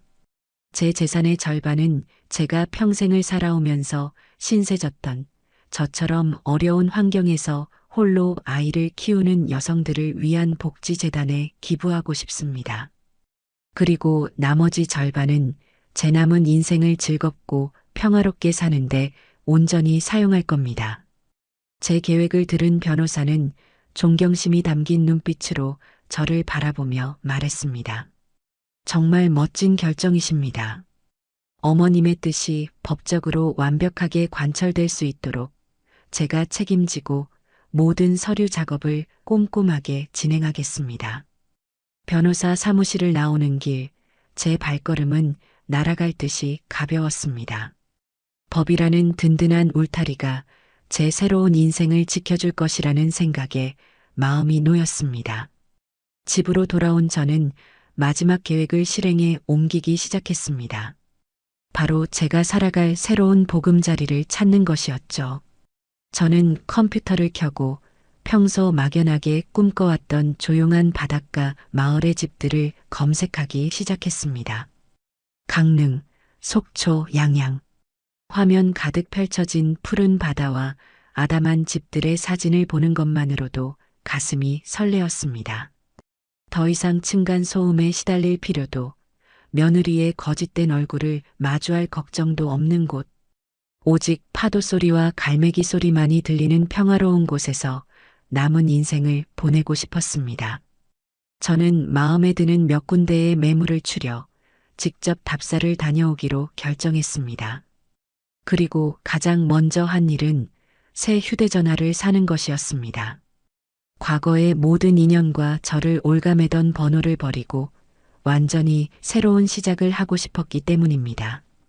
새 휴대전화를 개통하고 저는 오랜 친구인 영희에게만 새로운 번호를 알려주었습니다. 그리고 나머지 모든 번호는 미련 없이 삭제해버렸습니다. 그날 밤 저는 텅 빈 거실 창가에 서서 바깥 풍경을 내려다보았습니다. 30년간 저의 세상이었던 아파트 단지의 야경이 낯설게 느껴졌습니다. 더 이상 저곳은 제가 속한 곳이 아니었습니다. 저는 곧 이곳을 떠나 완전히 새로운 곳에서 새로운 사람들과 새로운 인생을 시작할 것입니다. 두려움보다는 설렘이, 후회보다는 기대가 더 큰 밤이었습니다. 제 인생의 진짜 주인은 바로 저 박정순이라는 사실을 깨닫는데 70년이라는 긴 세월이 걸렸지만 지금이라도 늦지 않았다고 생각했습니다. 진짜 제 인생은 이제부터 시작이니까요. 제 계획이 실행에 옮겨지고 있다는 사실을 아들 내외가 어떻게 알게 되었는지는 정확히 모릅니다. 아마도 제가 거래하는 부동산의 박 사장이 동네 부동산 정보망에 매물을 올리자마자 그 소식을 접한 부녀회장이나 통장 같은 이 동네 정보통 중 누군가가 며느리에게 곧장 연락을 취했을 겁니다. 자신이 공들여 만든 험담 네트워크가 오히려 자신의 뒤통수를 치는 정보망이 될 줄은 그 아이도 미처 몰랐겠지요.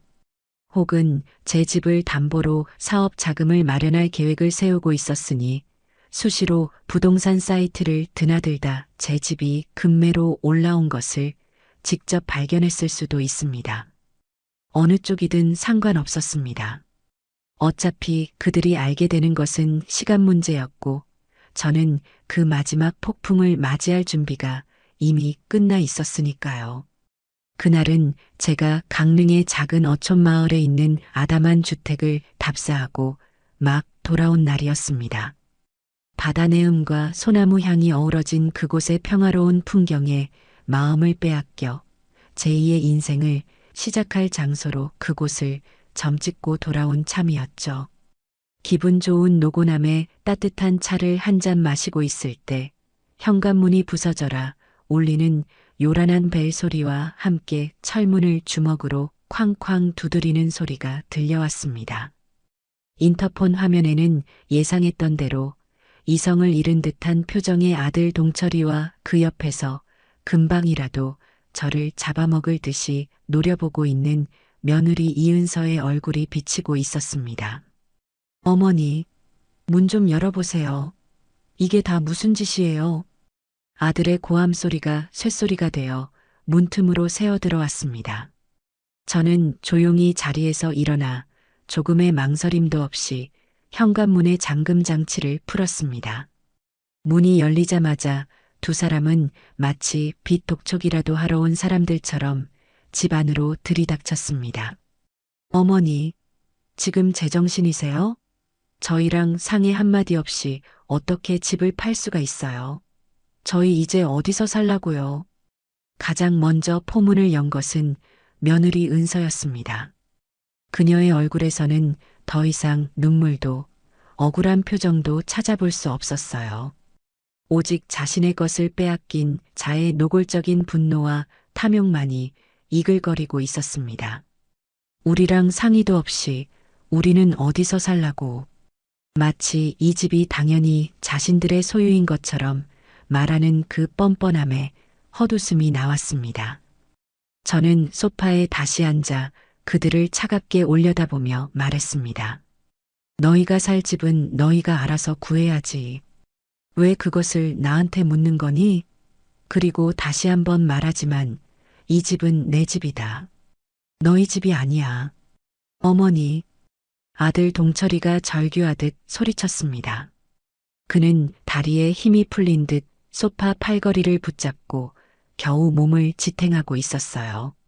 어머니가 어떻게 저희한테 이러실 수 있어요. 제가 이 집을 담보로 대출받아서 제 사업을 시작하려고 준비하고 있었다는 거 정말 모르셨어요? 은서랑 저랑 미래를 위해서 얼마나 열심히 계획했는지 어머니는 정말 모르셨냐고요. 아들의 입에서 나온 말은 제 마지막 남은 이성마저 끊어버리기에 충분했습니다. 제 집을 담보로 사업을 할 계획이었다니요. 저에게는 단 한마디 상의도 없이 제 평생의 보금자리를 자신들의 사업 자금으로 쓸 생각을 하고 있었다는 사실에 피가 거꾸로 솟았습니다. 그들의 미래 계획 속에 나라는 존재는 없었던 것입니다. 저는 그저 자신들의 계획에 필요한 돈을 쥐고 있는 늙은이에 불과했던 거죠. 저는 차갑게 웃으며 대답했습니다. 아, 그랬구나. 내가 몰랐네. 내 집을 가지고 너희들끼리 그런 원대한 계획을 세우고 있었는지는. 그런데 어쩌니. 그 계획은 너희들 생각대로 되질 않게 됐구나. 제 조롱 섞인 말투에 며느리의 얼굴이 시뻘겋게 달아올랐습니다. 어머니는 정말 너무하세요.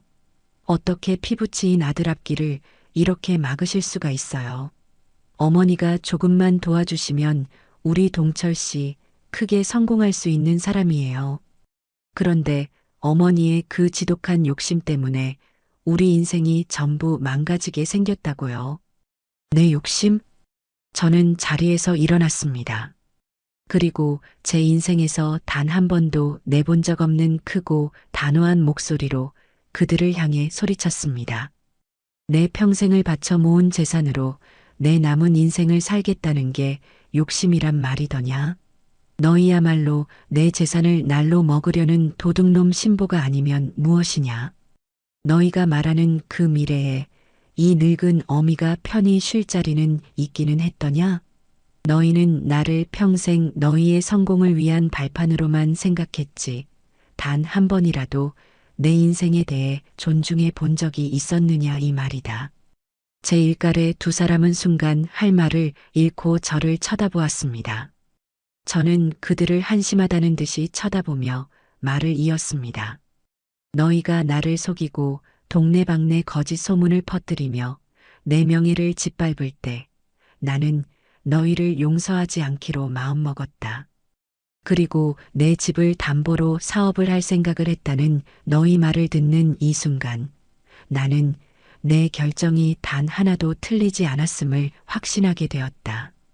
저는 더 이상 그들과 말을 섞고 싶지 않았습니다. 이미 모든 것은 끝났고 그 어떤 대화도 무의미하다는 것을 알았기 때문입니다. 저는 다시 현관문 쪽으로 걸어가 문을 활짝 열었습니다. 이제 그만 나가거라. 이 집은 곧 다른 사람의 집이 될 것이고 나는 너희와 아무런 상관이 없는 사람이 될 것이다. 이것이 너희를 이 집에서 볼 수 있는 마지막 기회이니 잘 봐두도록 해라. 제 말에 아들 동철이가 정신을 차린 듯 제게 달려왔습니다. 그리고는 제 바짓가랑이를 붙잡고 무릎을 꿇었습니다. 어머니, 어머니, 제가 잘못했어요. 제가 정말 죽을 죄를 지었어요. 제발 이러지 마세요, 어머니. 제가 다 잘못했어요. 은서가 잘못한 것도 제 불찰이고 제가 어머니 마음을 헤아리지 못한 것도 다 제 잘못입니다. 제발 용서해 주세요. 네. 아들은 어린아이처럼 엉엉 울며 제게 매달렸습니다. 그의 눈물은 진심처럼 보였습니다. 하지만 저는 이미 알고 있었어요. 그 눈물은 진정한 뉘우침의 눈물이 아니라 자신의 계획이 수포로 돌아간 것에 대한 절망의 눈물이라는 것을요. 만약 제 계획이 들통나지 않았다면 그는 여전히 제 등 뒤에서 제 재산을 어떻게 빼앗을까 궁리하고 있었을 겁니다. 저는 제게 매달린 아들의 손을 차갑게 떼어냈습니다. 너무 늦었다, 동철아. 너는 내 어미에게 용서받을 수 있는 모든 기회를 내 발로 걷어차 버렸다. 일어나거라. 내가 흘리는 눈물은 더 이상 내 마음을 움직이지 못한다. 며느리 은서는 무릎 꿇은 남편을 보고도 조금의 동정심도 보이지 않았습니다. 오히려 저를 향한 증오심만 더욱 불태울 뿐이었죠. 어머니, 정말 이렇게까지 하셔야겠어요? 독한 할망구 소리 들어가면서 평생 외롭게 혼자 사실 작정이세요? 우리가 없으면 어머니는 아무도 찾아오지 않는 독거노인으로 비참하게 죽게 될 거라고요. 며느리의 마지막 발악에 가까운 저주를 들으며 저는 오히려 평온한 미소를 지었습니다. 그래, 차라리 그렇게 비참하게 혼자 죽는 한이 있더라도 너희 같은 기생충들에게 내 남은 인생을 빨아먹히며 살지는 않을 것이다. 너희가 걱정하지 않아도 나는 아주 잘 살 거다. 너희 없이 아주 평화롭고 행복하게 말이다. 그러니 이제 너희 인생이나 걱정하거라. 저는 무릎 꿇고 있는 아들을 지나쳐 며느리의 팔을 붙잡고 문 밖으로 거칠게 밀어냈습니다. 그리고는 아들을 향해 마지막으로 말했습니다. 일어나서 내 아내를 데리고 가라. 다시 한번 말하지만 내 눈앞에 나타나지 마라. 다음에 또다시 내 앞에 나타난다면 그때는 주거침입으로 경찰에 신고할 것이다. 제 단호한 말에 아들은 결국 울음을 그치고 망연자실한 표정으로 자리에서 일어났습니다. 그는 쫓겨난 아내와 저를 번갈아 쳐다보더니 결국 모든 것을 포기한 듯 아내의 손을 잡고 복도 저편으로 걸어갔습니다. 저는 그들의 뒷모습이 완전히 사라질 때까지 지켜본 뒤 조금의 망설임도 없이 현관문을 닫았습니다. 문을 닫고 잠금 장치를 2번, 3번 돌려 잠그는 순간 쿵 하는 소리와 함께 제 과거의 모든 인연이 완전히 차단되는 기분이었습니다. 문 밖에서는 잠시 2사람의 고함 소리와 울음소리가 들려왔지만 저는 그 모든 소음을 외면했습니다. 그리고 그 소리는 얼마 지나지 않아 엘리베이터 소리와 함께 멀어졌습니다. 모든 것이 끝났습니다. 저는 텅 빈 집안을 천천히 걸었습니다. 조금 전까지 그들이 머물렀던 공간에는 그들의 추악한 욕망의 흔적 대신 새로운 시작을 향한 고요한 기대감만이 감돌고 있었습니다. 저는 창가에 서서 어둠이 내리기 시작하는 도시의 풍경을 바라보았습니다. 이제 저 풍경과도 작별할 시간이 머지 않았습니다. 후회도 미련도 없었습니다.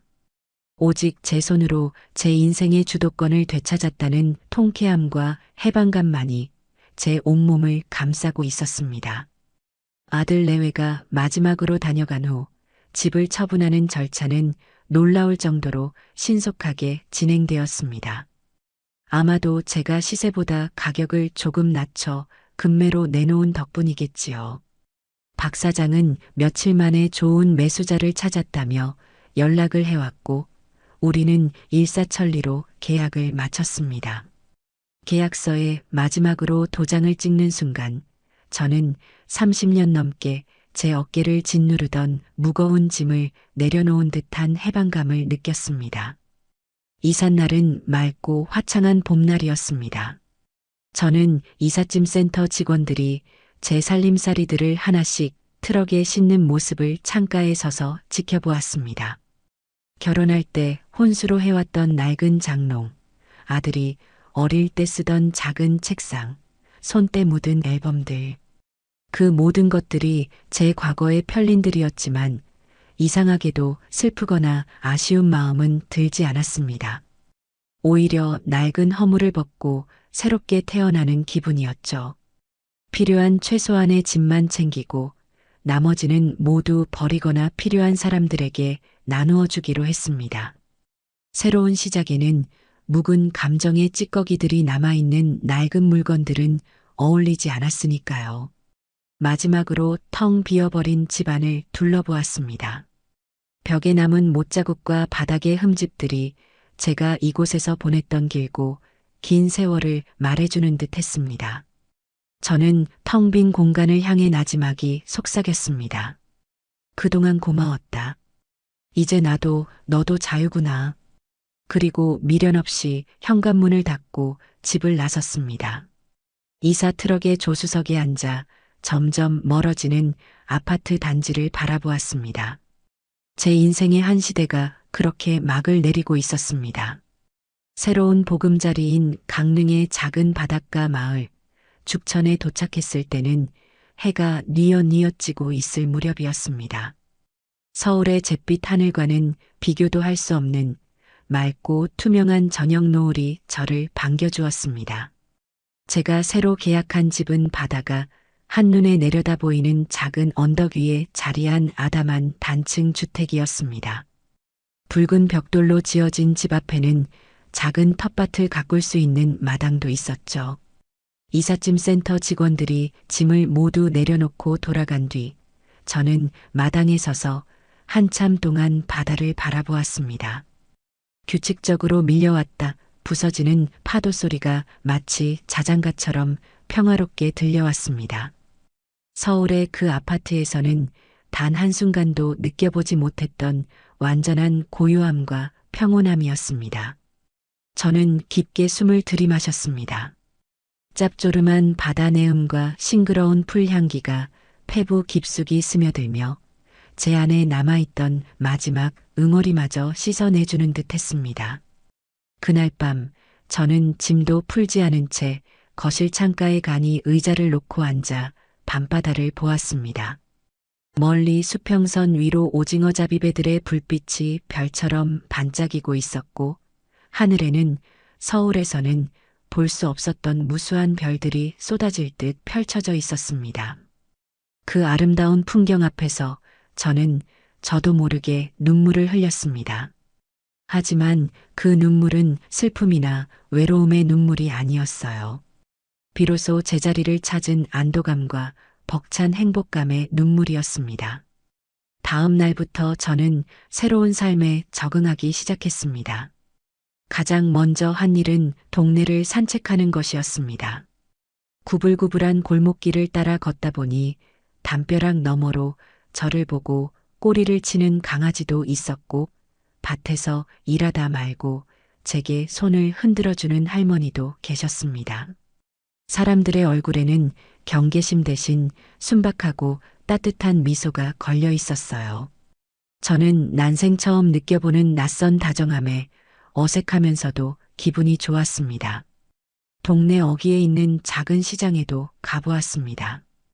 갓 잡아온 싱싱한 생선들을 파는 어물점과 할머니들이 직접 키운 채소들을 파는 좌판들이 정겹게 늘어서 있었죠. 저는 그곳에서 저녁 창거리로 먹을 생선 한 마리와 나물 몇 가지를 샀습니다. 서울의 시장과는 비교도 안 될 만큼 싼 가격에 덤까지 넉넉하게 얹어주는 인심에 저도 모르게 웃음이 났습니다. 집으로 돌아와서는 마당에 작은 텃밭을 가꾸기 시작했습니다. 시장에서 사온 상추 모종과 고추 모종을 심고 호미로 잡초를 뽑다 보니 시간 가는 줄 몰랐어요.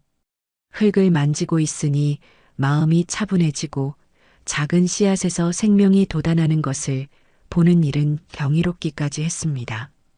저녁에는 제가 직접 키운 상추를 뜯어 시장에서 사온 생선을 구워 저녁상을 차렸습니다. 혼자 먹는 밥상이었지만 전혀 외롭지 않았습니다. 오히려 제가 제 손으로 일구어낸 것들로 차린 밥상이어서 그런지 세상 그 어떤 진수성찬보다 달고 맛있게 느껴졌습니다. 며칠 뒤 저는 동네 주민센터에 찾아갔습니다. 그리고 평소 배워보고 싶었던 서예 교실과 도자기 교실에 등록했습니다. 서예 교실에서 저는 난생 처음 붓을 잡고 화선지에 글씨를 썼습니다. 심청사달 마음이 맑으면 모든 일이 잘 이루어진다는 뜻이었죠. 제게 꼭 필요한 말 같아서 저는 그 글씨를 수십 번, 수백 번 연습했습니다. 먹을 갈 때 느껴지는 은은한 향기와 화선지에 먹물이 번져나가는 것을 보며 저는 마음의 평화를 얻을 수 있었습니다. 도자기 교실에서는 흙을 반죽해 찻잔을 만들었습니다. 강사의 설명을 들으며 물레를 돌리고 제 손끝에서 흙덩이가 조금씩 그릇의 형태를 갖추어가는 과정은 신기하고 즐거웠습니다. 처음에는 삐뚤빼뚤하고 볼품없는 모양이었지만 몇 번의 실패 끝에 제법 그럴듯한 찻잔을 완성할 수 있었죠. 가마에서 구워져 나온 세상에 단 하나뿐인 제 찻잔을 손에 들었을 때의 뿌듯함은 그 무엇과도 바꿀 수 없는 것이었습니다. 그곳에서 저는 새로운 친구들도 사귀었습니다. 저처럼 도시 생활에 지쳐 귀촌한 사람도 있었고 평생을 이 바닷가 마을에서 살아온 토박이도 있었습니다. 그들은 제게 누구의 엄마나 누구의 시어머니가 아닌 그저 정순 씨라고 불러주었습니다. 우리는 함께 차를 마시고 서로의 텃밭에서 기른 채소를 나누어 먹으며 소박한 우정을 쌓아갔습니다. 그들 앞에서는 제 과거를 굳이 설명할 필요도 제 자신을 꾸밀 필요도 없었어요. 있는 그대로의 박정순으로 존재할 수 있다는 사실이 저를 얼마나 자유롭게 만들었는지 모릅니다. 어느 주말에는 제 유일한 오랜 친구인 영희가 저를 보러 찾아왔습니다. 영희는 제 새집을 둘러보고 제가 가꾼 텃밭을 보며 자기 일처럼 기뻐해 주었습니다. 정순아, 내 얼굴이 이렇게 편안해 보이는 건 정말 오랜만이다. 정말 보기 좋다. 우리는 제가 직접 만든 찻잔에 차를 따라 마시며 바다가 보이는 툇마루에 앉아 두런두런 이야기를 나누었습니다. 서울 소식은 좀 들었니? 제가 넌지시 묻자 영희는 잠시 머뭇거리다 입을 열었습니다. 너희 아들 동철이 말이야. 너 나가고 나서 얼마 안 있다가 그 아파트 전세 빼서 다른 데로 이사 갔다고 하더라. 어디로 갔는지는 아무도 모르고 소문으로는 며느리가 하려던 사업이 잘 안 돼서 빚만 잔뜩 졌다는 얘기도 들리고 저는 고개를 끄덕였습니다. 마음 한구석이 아주 잠깐 아려오는 듯 했지만 그 감정은 이내 잔잔한 파도처럼 쓰러졌습니다. 그들은 이제 그들의 인생을 살고 있는 것이고 저는 제 인생을 살고 있을 뿐이었습니다. 더 이상 그들의 불행이나 행복에 제 감정을 소모하고 싶지 않았습니다. 영희가 돌아가고 저는 다시 혼자가 되었습니다. 하지만 그 고독은 저를 외롭게 하지 않았습니다. 오히려 제 자신에게 온전히 집중할 수 있는 충만한 시간이었습니다. 저는 책을 읽고 음악을 듣고 바닷가를 산책하며 온전히 저 자신만을 위한 시간들을 보냈습니다. 누구를 위해 밥을 차릴 필요도 누구의 눈치를 볼 필요도 없었습니다. 제 인생의 주도권을 완벽하게 되찾은 것입니다. 가을이 깊어갈 무렵 저는 처음으로 저 자신을 위한 여행을 떠나기로 결심했습니다. 목적지는 평생 가보고 싶었지만 먹고 살기 바빠 엄두도 내지 못했던 제주도였습니다. 작은 배낭 하나만을 맨 채 비행기에 오르는 순간 저는 17살 소녀처럼 가슴이 설레었습니다. 더 이상 저는 누구에게도 얽매이지 않은 완전한 자유인이었습니다. 제주도의 공기는 따뜻하고 부드러웠습니다. 버스를 타고 해안도로를 달리는 내내 창밖으로 펼쳐지는 에메랄드빛 바다와 현무암이 어우러진 풍경에 저는 연신 감탄사를 내뱉었습니다. 평생을 좁은 시장과 답답한 아파트에서 아등바등 살아온 제게 그 광활하고 아름다운 자연은 마치 다른 세상처럼 느껴졌어요. 저는 유명한 관광지보다는 사람의 발길이 뜸한 작은 마을과 한적한 해변을 찾아다녔습니다. 그곳에서 저는 온전히 혼자가 되는 법을 배웠습니다. 어느 날 저녁, 저는 성산 일출봉이 보이는 작은 게스트하우스에 묵게 되었습니다. 저녁을 먹고 마당에 나와 앉아 있는데 집주인 아주머니가 따뜻한 차를 한 잔 건네며 제 옆에 앉았습니다. 이런저런 이야기를 나누던 중 아주머니가 제게 물었습니다. 어르신은 혼자 여행 오셨나 봐요. 참 대단하시네요. 대단할 게 뭐 있나요? 그냥 오고 싶어서 온 거지요. 그래도 쉽지 않은 결정이셨을 텐데. 저희 어머니만 해도 평생 자식들 뒷바라지만 하시다가 이제는 손주들 보느라 당신 인생은 하나도 없이 사시거든요. 가끔 저한테 나도 너처럼 훌훌 떠나보고 싶다고 하시는데 막상 떠나시질 못해요. 발목을 잡는 게 너무 많아서요. 아주머니의 말을 들으며 저는 문득 제 과거를 떠올렸습니다.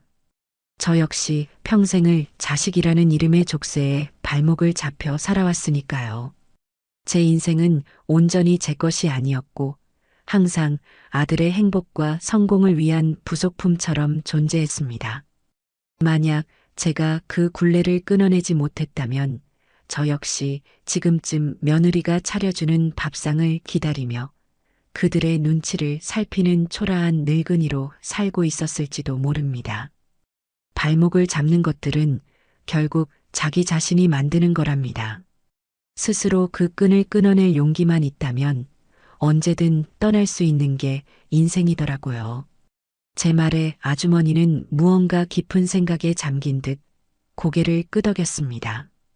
그날 밤 저는 제 선택이 얼마나 옳았는지를 다시 한번 깨달을 수 있었습니다.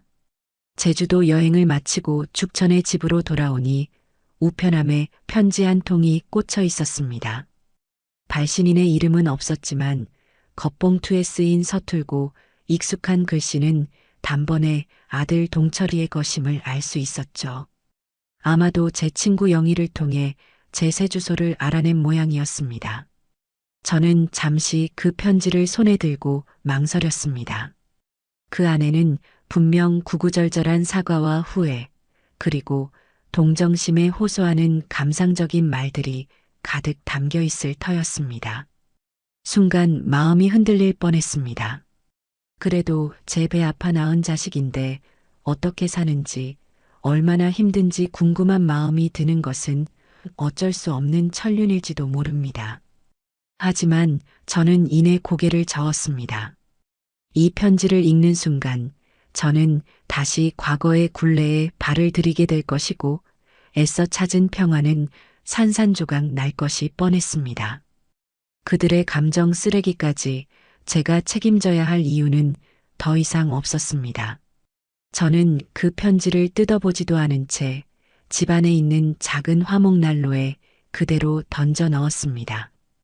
편지 봉투는 순식간에 불길에 휩싸여 검은재로 변해갔습니다. 타오르는 불꽃을 바라보며 저는 제 마음속에 남아있던 마지막 미련의 찌꺼기마저 함께 태워버렸습니다. 이제 정말로 모든 것이 끝났습니다. 시간은 평화롭게 흘러갔습니다. 저는 텃밭에서 기른 채소들로 소박한 밥상을 차리고 서예와 도자기를 배우며 하루를 보냈습니다. 주말에는 새로 사귄 친구들과 함께 동네 찻집에 모여 수다를 떨거나 가까운 산으로 등산을 가기도 했습니다. 제 삶은 그 어떤 드라마틱한 사건도 없이 잔잔하게 흘러갔지만 저는 그 평범한 일상 속에서 진정한 행복을 느꼈습니다. 그러던 어느 겨울날 친구 영희에게서 전화가 걸려왔습니다. 정순아, 잘 지내지? 그럼 아주 잘 지내지. 너야말로 별일 없고? 나는 뭐 똑같지. 그런데 혹시나 해서 전화했어. 너희 아들 소식 들었니? 영희는 조심스럽게 말을 꺼냈습니다. 저는 담담하게 대답했습니다. 아니, 들은 적 없어. 궁금하지도 않고. 무슨 일인데? 그게 너희 며느리가 네 아들 몰래 사채까지 끌어다 써서 명품 사고 주식 투자했다가 완전히 망했다더라. 빚쟁이들이 매일같이 찾아와서 행패를 부리는 바람에 동철이가 결국 이혼 서류를 내밀었대. 그런데 며느리가 이혼은 못 해준다고 버티면서 이 모든 게 다 너 때문이라고, 내가 재산을 안 물려줘서 자기가 이렇게 된 거라고 소리 지르고 난리를 쳤다는 거야. 영희는 안타깝다는 듯이 한숨을 쉬었습니다. 결국 동철이가 그동안 모은 돈 탈탈 털어서 빚 겨우 막아주고 위자료도 한 푼 못 받고 겨우 이혼 도장만 받았다고 하더라. 지금은 월세 단칸방에서 혼자 배달 일하면서 겨우 먹고 산대. 사람들이 그러는데 아주 폐인이 다 됐다고 하더라고. 그들의 비극적인 결말을 전해 들었지만 제 마음은 놀랍도록 평온했습니다. 고소하다는 생각도 안타깝다는 생각도 들지 않았습니다. 그저 그렇게 되었구나 하는 생각뿐이었어요. 그것은 이제 더 이상 제 이야기가 아니었고 제가 관여할 수 있는 영역도 아니었습니다. 인과응보. 모든 것은 그들 스스로가 선택하고 만들어낸 결과일 뿐이었습니다. 그랬구나. 알려줘서 고맙다, 영희야. 너 정말 괜찮은 거야? 그럼. 나는 아주 괜찮아. 그러니 너도 더 이상 그 아이들 소식 내게 전해주지 않아도 된다. 나는 내 인생 살기도 바쁘거든. 저는 밝은 목소리로 말하고 전화를 끊었습니다. 그리고 창밖을 내다보았습니다. 어느새 하얀 눈이 펑펑 내리고 있었습니다. 온 세상이 하얗게 뒤덮이는 것을 보니 제 마음속의 묵은 감정들마저 깨끗하게 정화되는 기분이었습니다. 다음해 봄 저는 제가 직접 만든 찻잔과 닭이 세트를 들고 서예 교실에서 만난 친구들과 함께 다도 여행을 떠났습니다. 우리는 보성의 푸른 녹차밭을 거닐고 맑은 찬물에 서로의 인생 이야기를 나누며 웃음꽃을 피웠습니다. 여행 마지막 날 우리는 다 함께 바다가 보이는 언덕의 찻집에 앉아 노을을 바라보았습니다. 수평선 너머로 붉게 타오르며 사라지는 태양은 제 지나온 삶의 모습과도 같았습니다. 치열했고 아팠고 때로는 원망스러웠던 시간들. 하지만 그 모든 시간을 지나왔기에 지금의 평화가 얼마나 소중한지 알 수 있었습니다. 저는 제가 만든 투박한 찻잔에 담긴 따뜻한 녹차를 한 모금 마셨습니다. 쌉쌀하면서도 그윽한 향기가 입안 가득 퍼졌습니다. 문득 제 인생이 바로 이 차 맛과 같다는 생각이 들었어요. 씁쓸한 첫맛 뒤에 찾아오는 은은한 단맛과 깊은 향기. 그것이 바로 제가 오랜 고통 끝에 비로소 찾아낸 진짜 인생의 맛이었습니다. 옆에 앉은 친구가 제게 물었습니다. 정순, 무슨 좋은 생각해? 얼굴에 미소가 가득하네. 저는 그 친구를 보며 환하게 웃었습니다. 그냥 모든 게 좋아서. 차 맛도 좋고 바람도 좋고 그리고 무엇보다 지금의 내 자신이 참 좋네. 더 이상 저는 누구의 엄마도 누구의 시어머니도 아니었습니다. 저는 그저 자신의 삶을 사랑하고 스스로의 힘으로 행복을 일구어낸 박정순일 뿐이었습니다. 노을이 완전히 사라지고 고요한 어둠이 내린 바다를 바라보며 저는 제 인생에서 가장 완전한 평화를 느끼고 있었습니다.